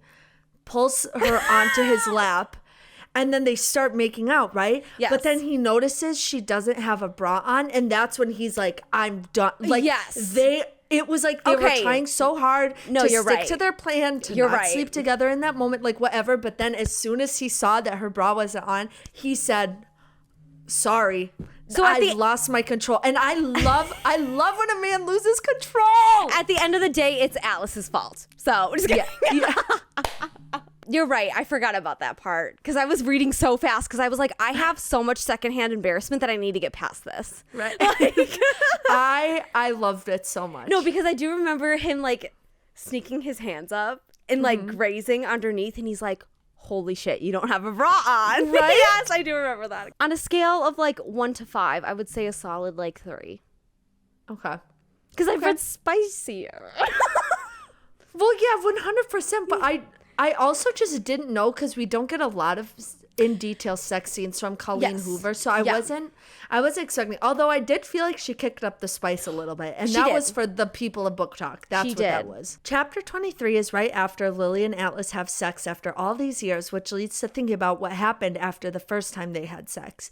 Lily falls asleep after their conversation, but Atlas leaves behind a letter for Lily to read when she wakes up. I just remembered this chapter. I really don't have a lot to say about it, but again, considerate Atlas. Reading this letter, it's like Atlas was sitting there worried about Lily when he's the one who got the shit beaten out of him. And Yeah. I just think that shows how special he is. But it also just shows me how pure and like how much they truly have been in their relationship. Like, it's Yes. crazy. Yeah, that's all I have for that chapter. Okay, cool. Okay, so this is chapter 24. The chapter begins with Lily waking up after her night with Atlas, only to hear a knock on the door. Sorry, I'm getting mad. Through clues left in the apartment, Ryle discovers Lily spent the night with Atlas, which causes him to become extremely angry. Lily stands up for herself. The chapter ends with Lily picking up Emmy from her mother at the park, which leads to a confession that Lily is seeing someone, but she's not willing to reveal who yet. the minute that Ryle noticed her t-shirt on the couch, my anxiety spiraled out of control. I was like you were saying earlier, game over. I was like, no, we're done. We're done. Yes. You know what? In the fact too, it's that imagine if he still had his key and Lily was sleeping when he came in to do whatever the frick he was going to do. Thankfully, he didn't have his key anymore. Like, imagine the anger that he would have had if he walked in, unbeknownst to Lily, and then woke her up just freaking angry. Like, it's sickening. Yeah. And then the wine glass that he was inspecting. Disgusting. This is something that pissed me off.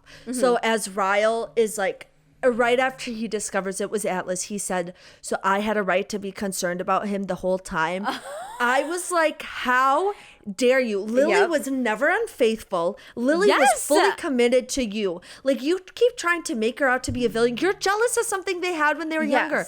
Like we hear many times in the book, Lily would have never ended up with Atlas if Ryle had not done the shit that he did. Yes. Like, it's suddenly like he forgets that he's the freaking problem. Like, the audacity. The straight audacity. Ugh. I felt so bad for Lily because this is when she realized, like, Ryle truly has not changed at all. Yes. And, like, I just think that's so heartbreaking for her because she had been holding on to hope to have a good relationship and to be able to trust him and really make it as positive as possible. But it was shattered during this chapter completely. You know what? And it also made me realize that Ryle had not changed. Because, in a way, with Alyssa and Marshall and also Ryle himself being like, oh yeah, like he's getting better. Like the handoffs of Emmy are really civil and we have dinner like twice a week over at Alyssa and Ryle stops over, blah, blah, blah. It's like, it seemed like it was progressing in a better direction. But I think this was a big wake-up call, not only for Lily, but us as well, that Ryle had not changed. The last thing I have is in Atlas's letter to Lily. This is one of the quotes that he said,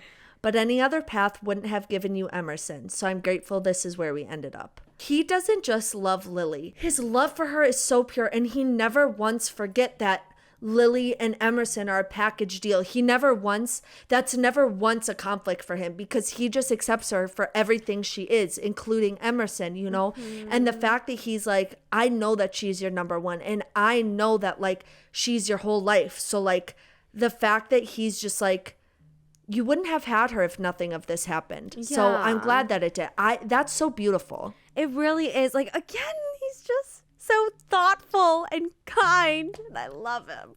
I love him. I love him so much. That's all I have for the chapter. Okay, diving into chapter 25. Here's my synopsis. Atlas attempts to help Josh with his ancestry project, and Josh asks if Atlas has found his father yet. Lily calls and asks if she can crash at Atlas's place for a few hours. When they arrive, Lily tells him what happens. Atlas urges her to now keep track of all these instances to have a record against Ryle when the time comes. Atlas assures Lily that she's no longer alone in this fight. I thought that this was a little fast, too, because it's like their relationship is so slow, but it's also moving fast. But sure, I understand in a way that Lily had no choice. So I understand why she needed to go to Atlas's place for a couple of hours because Ryle is literally out of his mind, okay? Yep. So at that point, I was like, okay, I totally understand and it's fine. I don't have many thoughts on this chapter, but of course, Atlas is amazing with Emmy. I'm like, what else do we need to fall in love with Atlas? You know, like you keep adding stuff on. I'm like, I'm already in love with him. You can stop. Like, no, literally, it's like you don't think he can get any better, and then he gets better. Yes. I'm like, oh, I mean, I'll take it. like when she literally falls asleep on his leg, I'm done. It's so cute. It's literally adorable. I'm gonna die. They just talk about like what Ryle did, and Atlas urges her to, you know, keep track of everything and stuff. But do you have anything else for chapter 25? Okay. Chapter 26. Here is my synopsis. Lily wakes up with drunk and mean texts from Ryle. She goes to the flower shop and works, but by the end of the day, Ryle stops by. Ryle apologizes for sending the text, but Lily lies and says she's already shared them with her lawyer.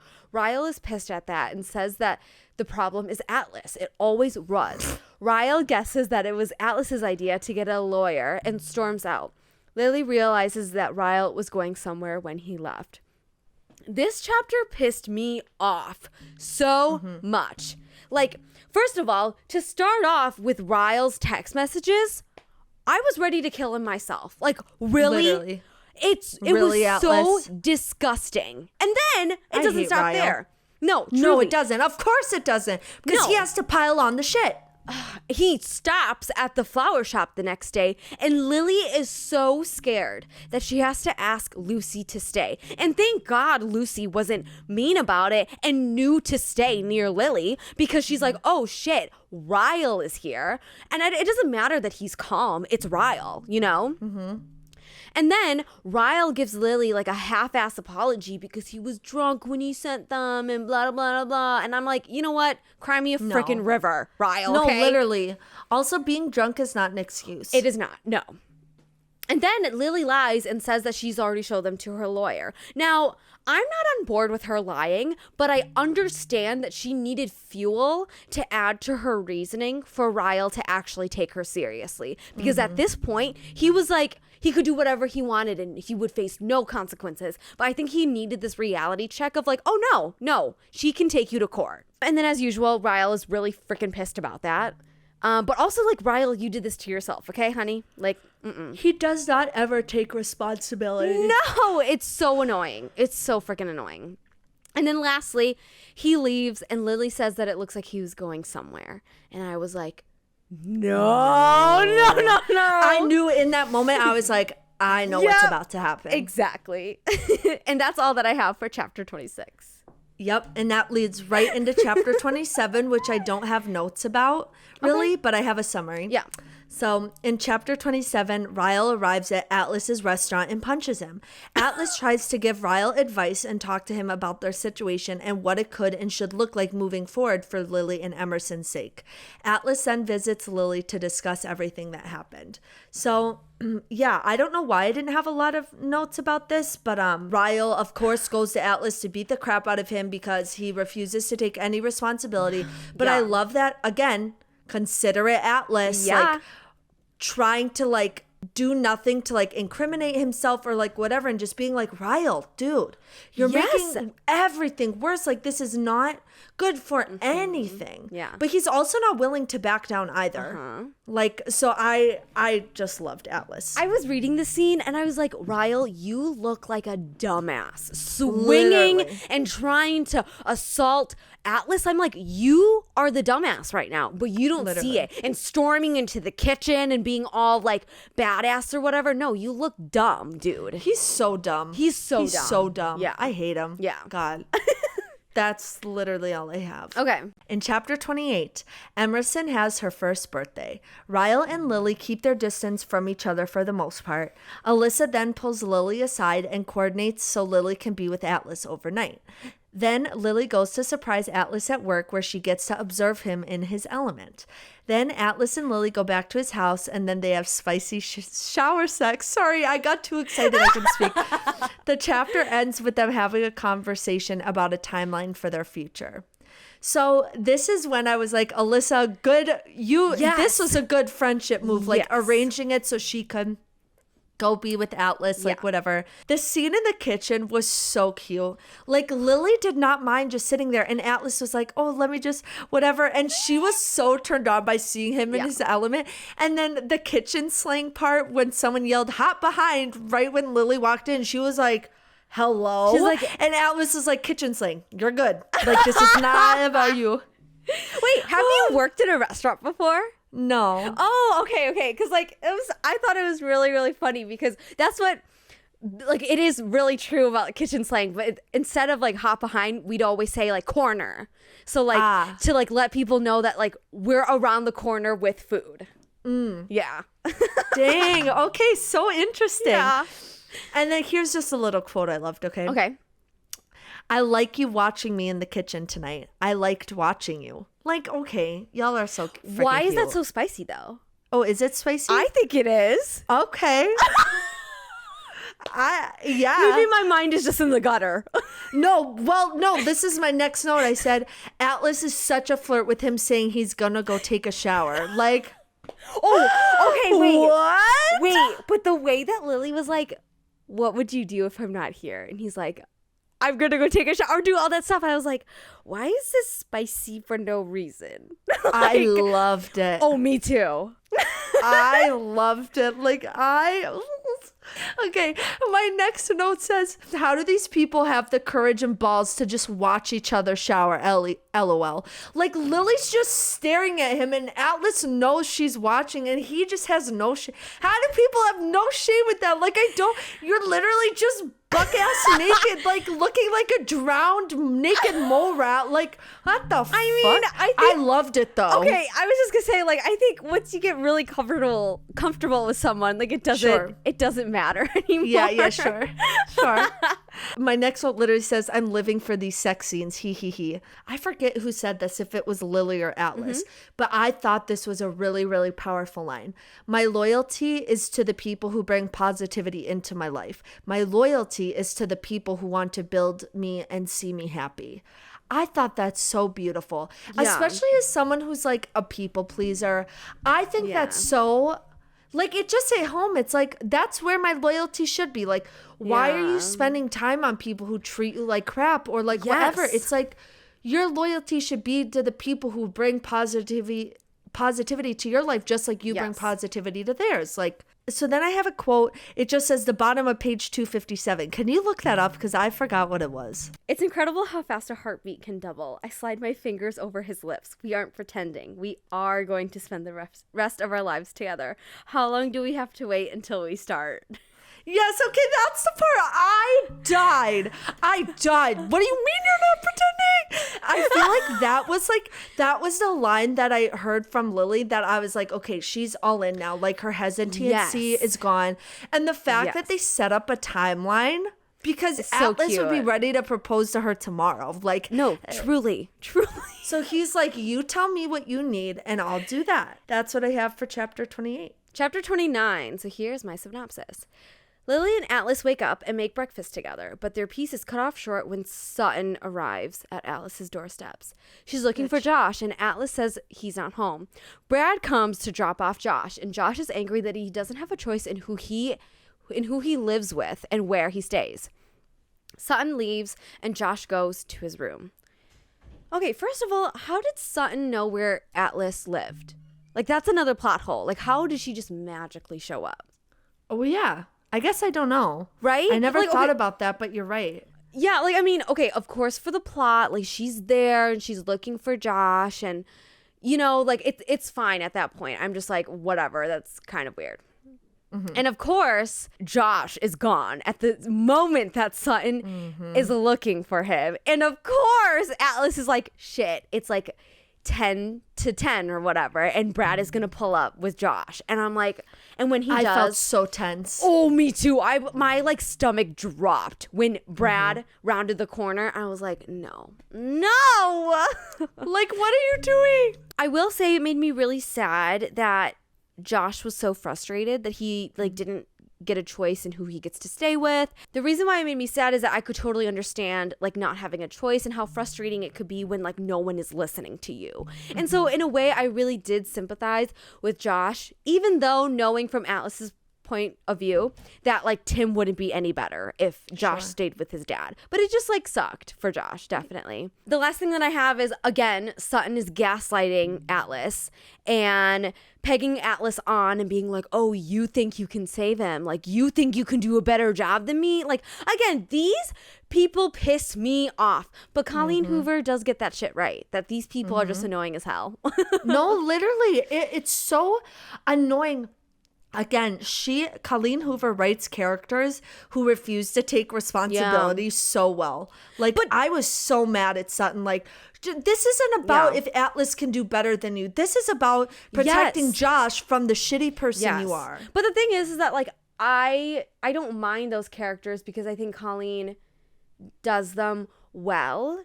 Even if people are like, oh, they're exaggerated and blah, blah. I'm like, no, those people exist. You just literally don't know them. No. And they're horrible. Like, God bless you that you don't have them in your life. Like, oh my gosh. Right? Yeah. But that's all that I have for chapter 29. Do you have anything else?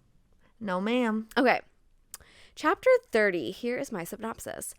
Feeling helpless during the whole situation, Lily makes breakfast. She asks Josh if he wants to eat, and they have a little chat together.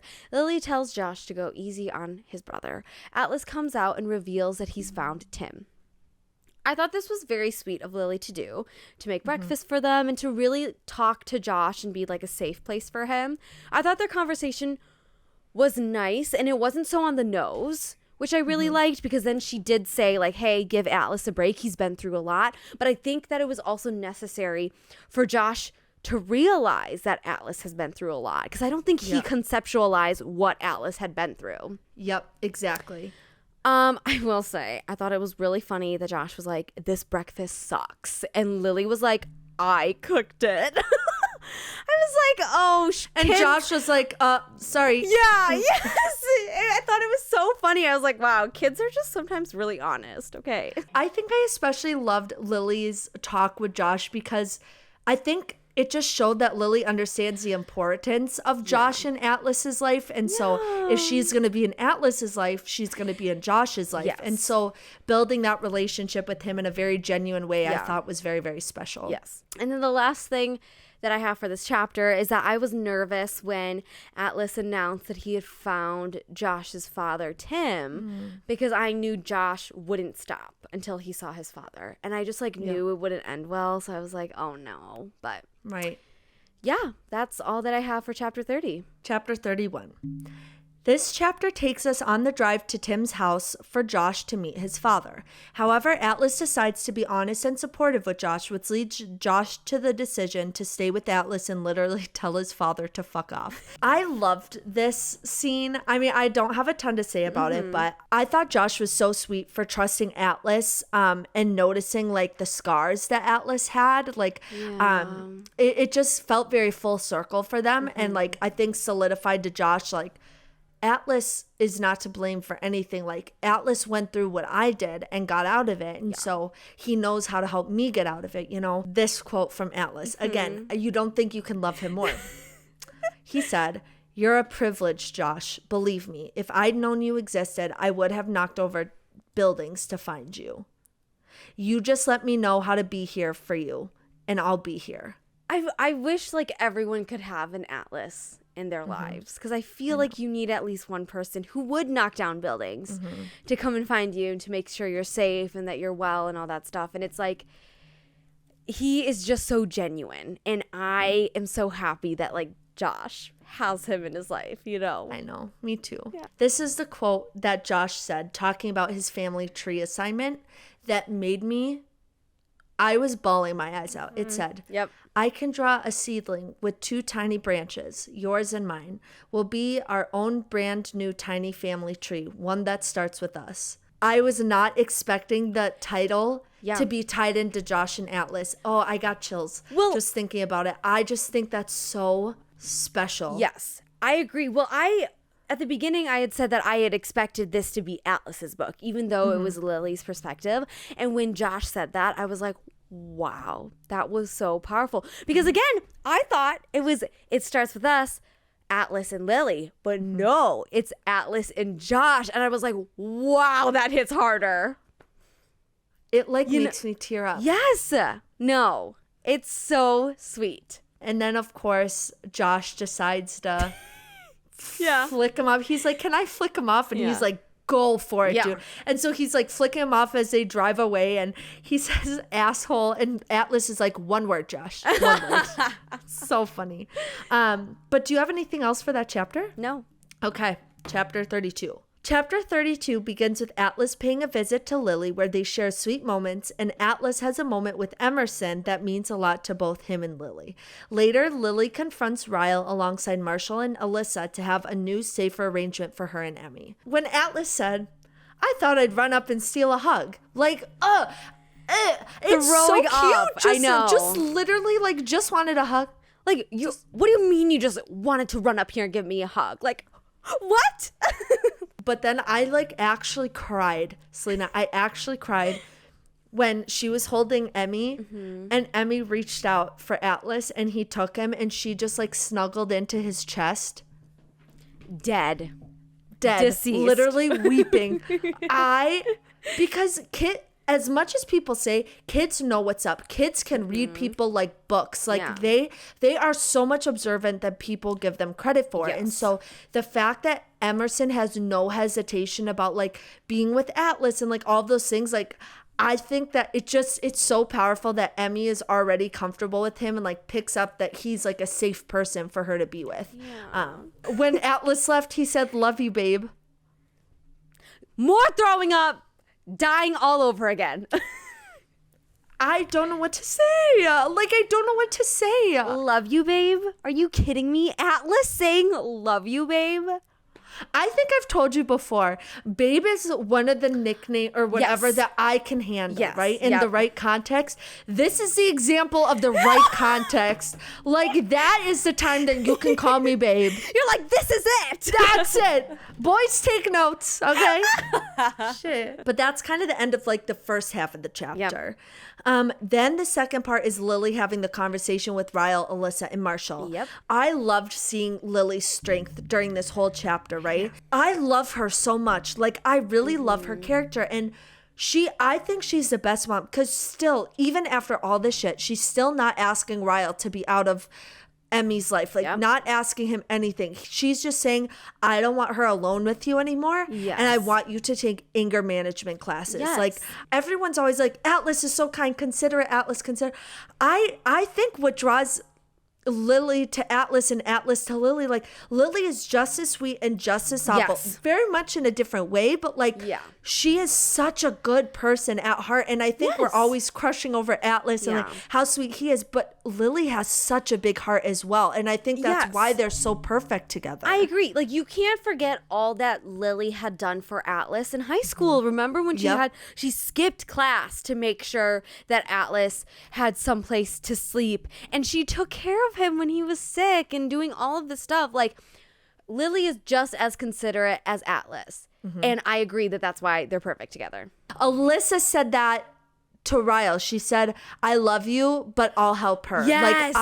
Like if you do shit or try to fight this, like I'm on her side. And that's when I loved Alyssa. Like that's when I was like fully, and like you were talking about how she, by the end of the book, she was there, but this is when she finally put her foot down and she's like, I love you and I recognize you're my brother, but this is not okay. What you're doing is not okay. And nothing excuses that at all. I agree that at this point in this chapter, I was like, finally, Alyssa and Marshall are doing something. Not only are they doing something, they're saying something to Ryle, which I think means bigger to Ryle when these people that he cares about comes to them and is like, hey, if you do this, I'm taking her side.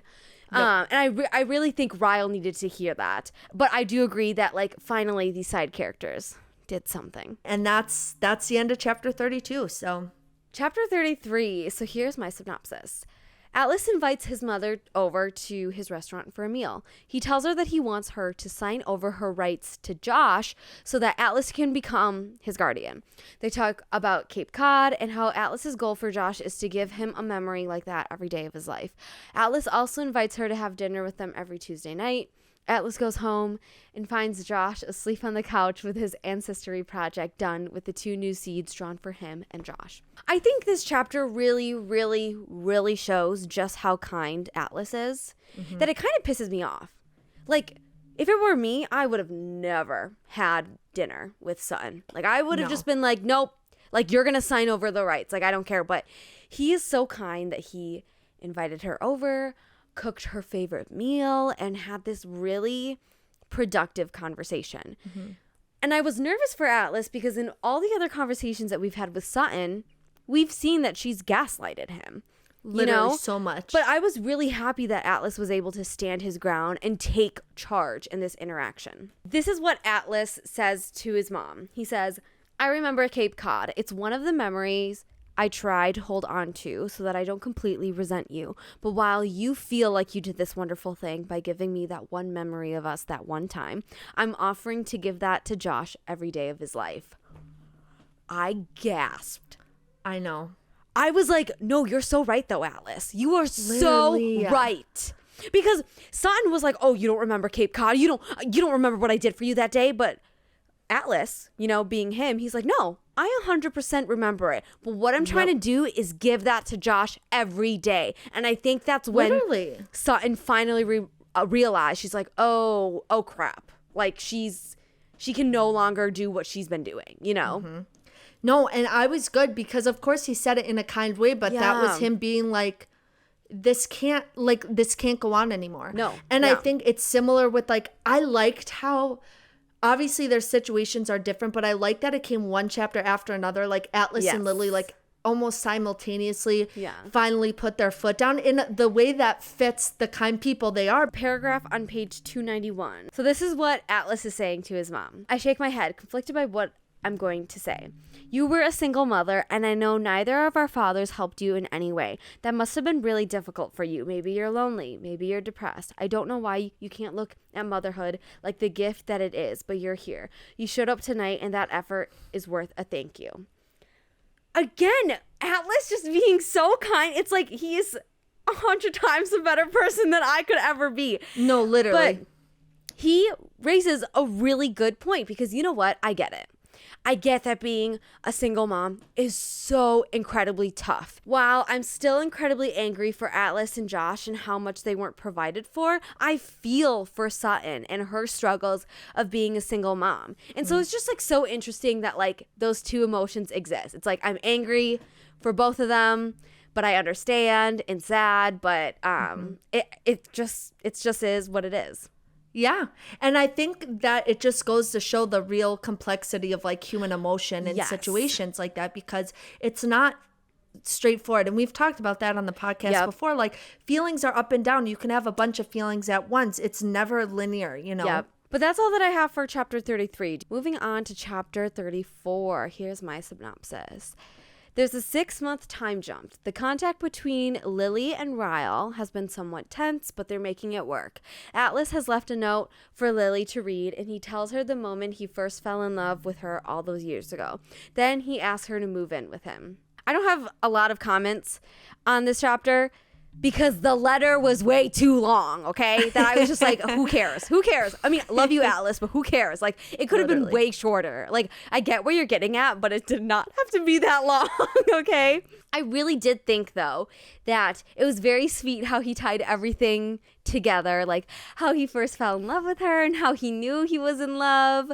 And it was just so cute. Okay, the ending of chapter 34. This is what Atlas says to Lily.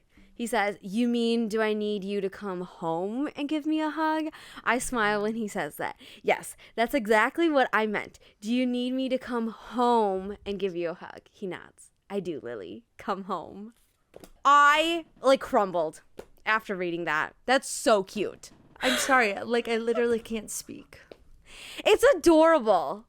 He wants to provide for her so badly. But of course, again, he's so considerate of I will go at your pace, And it's just so sweet. It's really sweet. No, like I said, there's no words. It's just so perfect. Yeah. And so sweet. How does Colleen Hoover even write something that cute? How do you... cute, but not in a cheesy way. Because, I could do that. That was really... Yeah. Really cute. Really It was. But that's all that I have for chapter 34.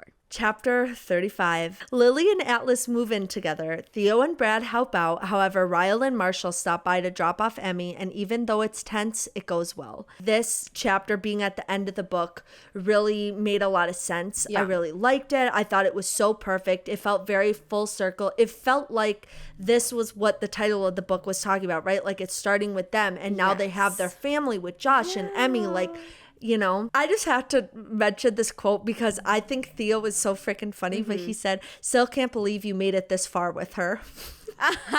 Because he was just shitting on Atlas the whole time. I just think it's so cute that when Emmy was in Marshall's arms, she lunges for Atlas. And I just thought that was so cute. Adorable. It was so adorable. And it was so tense because Ryle was sitting there watching and angry and blah blah blah, but and then Marshall was just I'm glad for Lily, or I'm glad Lily has you, or whatever he says. And I just, the fact that Emmy loves Atlas so much is so freaking cute. It's to die for. You know what? To die for. I a part of me like wonders what happened to Ryle. Like what happened in his past to make him like so trigger happy that he needs to like always be, you know, like a constant. He needs to be so like protective over all of these things. Like a part of me like wonders, but a part of me also just doesn't give a fuck anymore. Well, did we not learn that in the first book about how he literally shot his brother when he was younger? Remember? You're right. But that doesn't excuse. No, it doesn't excuse it, but I'm just saying that was a big event Lily. I know, no, I'm not saying it does. Oh my God. Never. But I'm just saying, like, you saying, like, what did Ryle go through? That was one of the things that Ryle went through that we know of. Yes, I understand that, but I just wish that there was just a little bit more, because I feel like that doesn't justify him being so rude to women in general. Yes, but at the same time, I think that maybe that is the only thing he goes through, and there isn't more. And it just goes to show he's a shitty person, and that's all there is to it. You're right. A shitty person is just a shitty person. Exactly. It doesn't matter what we go through, because let me tell you, if everyone who went through shit was a shitty person, we would all be shitty people. Oh, yeah. No. So, no. No, you're right. You're right. Chapter 36. In this chapter, we see Lily's first real parenting moment with Josh and moments of friendship between Josh and Theo. Then Lily's mom drops off Emmy and shares a sweet story between herself and Atlas that Lily never knew about. So, I forgot about this chapter. I know. It was just really cute. So I don't have a lot to say, but Theo understanding coming to the shore and finding Nemo was so funny, because he's like, they didn't say come to the shore. I watched the whole freaking movie and not once did it say that. And he's like, oh, I guess I get it. But he's still like, no, that's so freaking cheesy, dude. And then Josh calls Theo a dumbass because of the gay manga. I thought that was so funny. But again, it's just like, I love seeing Atlas's traits come out in Josh, because like the way that Josh was like, I don't care, dude, of course I knew, like look at what you were reading, and like he didn't say anything, he was so chill about it, and I just thought that was so sweet. No, their relationship, like their friendship, was the purest thing ever. Like I love them together, and I'm really happy that they have each other. At this point, Lily's mom still didn't know it was Atlas, but like, of course she knew it was Atlas. You know, like Lily thought she didn't know, but of course she remembered Atlas. And I thought the fact that Atlas just gave her a hug and said nothing else all those years ago. Atlas was always who he is. He was always such a special, caring person and understanding, and it made me sad, because what her mom had said too is that like he gave me a hug.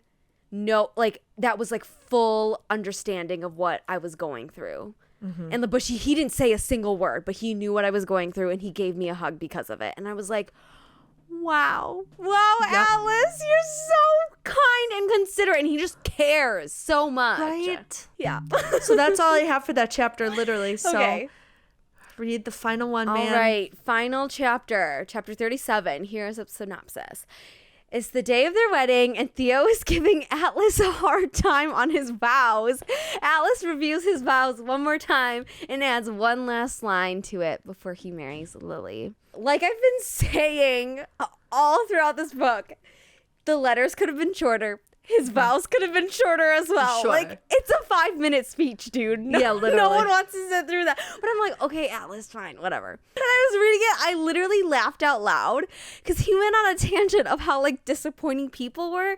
And if they were disappointing, then how will they know that their love will ever last? And I was like, Atlas, what the heck? Why did you add that in your vows? I was like, why is this in a vow? And then I guess he brought it back, like, and made it. But still, I was like, dude, this is not the time to be talking about the divorce rate.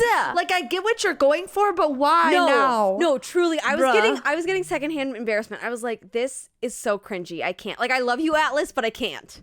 No, because if I was at a wedding and those were the vows, I would be judging them so much. No, you would be holding in your laughter. Literally, I would. And I would be like elbowing you, being like, shut up. They can hear you. They can literally.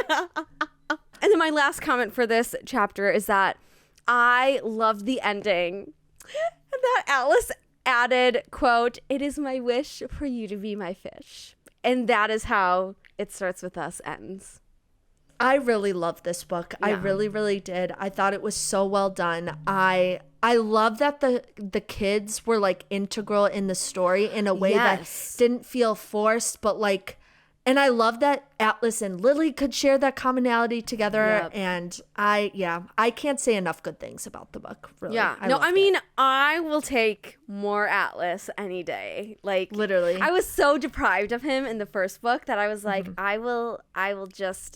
I'm just sitting here patiently waiting for more Atlas. Right? Literally. Okay, Selena. So tell the listeners what our topic of the week is for next week. So next week, Theoni and I will be chatting all about fictional men and celebrities, ranking them from our favorites, and also playing the very fun game of F, Marry, Kill. So that'll be really fun. I'm very, very excited because Selena and I got the idea because one time we just started texting each other about this stuff, and we're like, this is freaking hilarious and also very triggering in a funny way. Oh, so we're like, we could totally triggering. literally. And we got like straight up mad at each other. we We're like, did. how dare you kill? And it was like, I was like, how dare you give me that combination of men? Like, why would you give me, because I can't kill one of them, you know? Yeah, I know, literally. So anyways, thank you guys for listening, and we'll see you next week. Bye.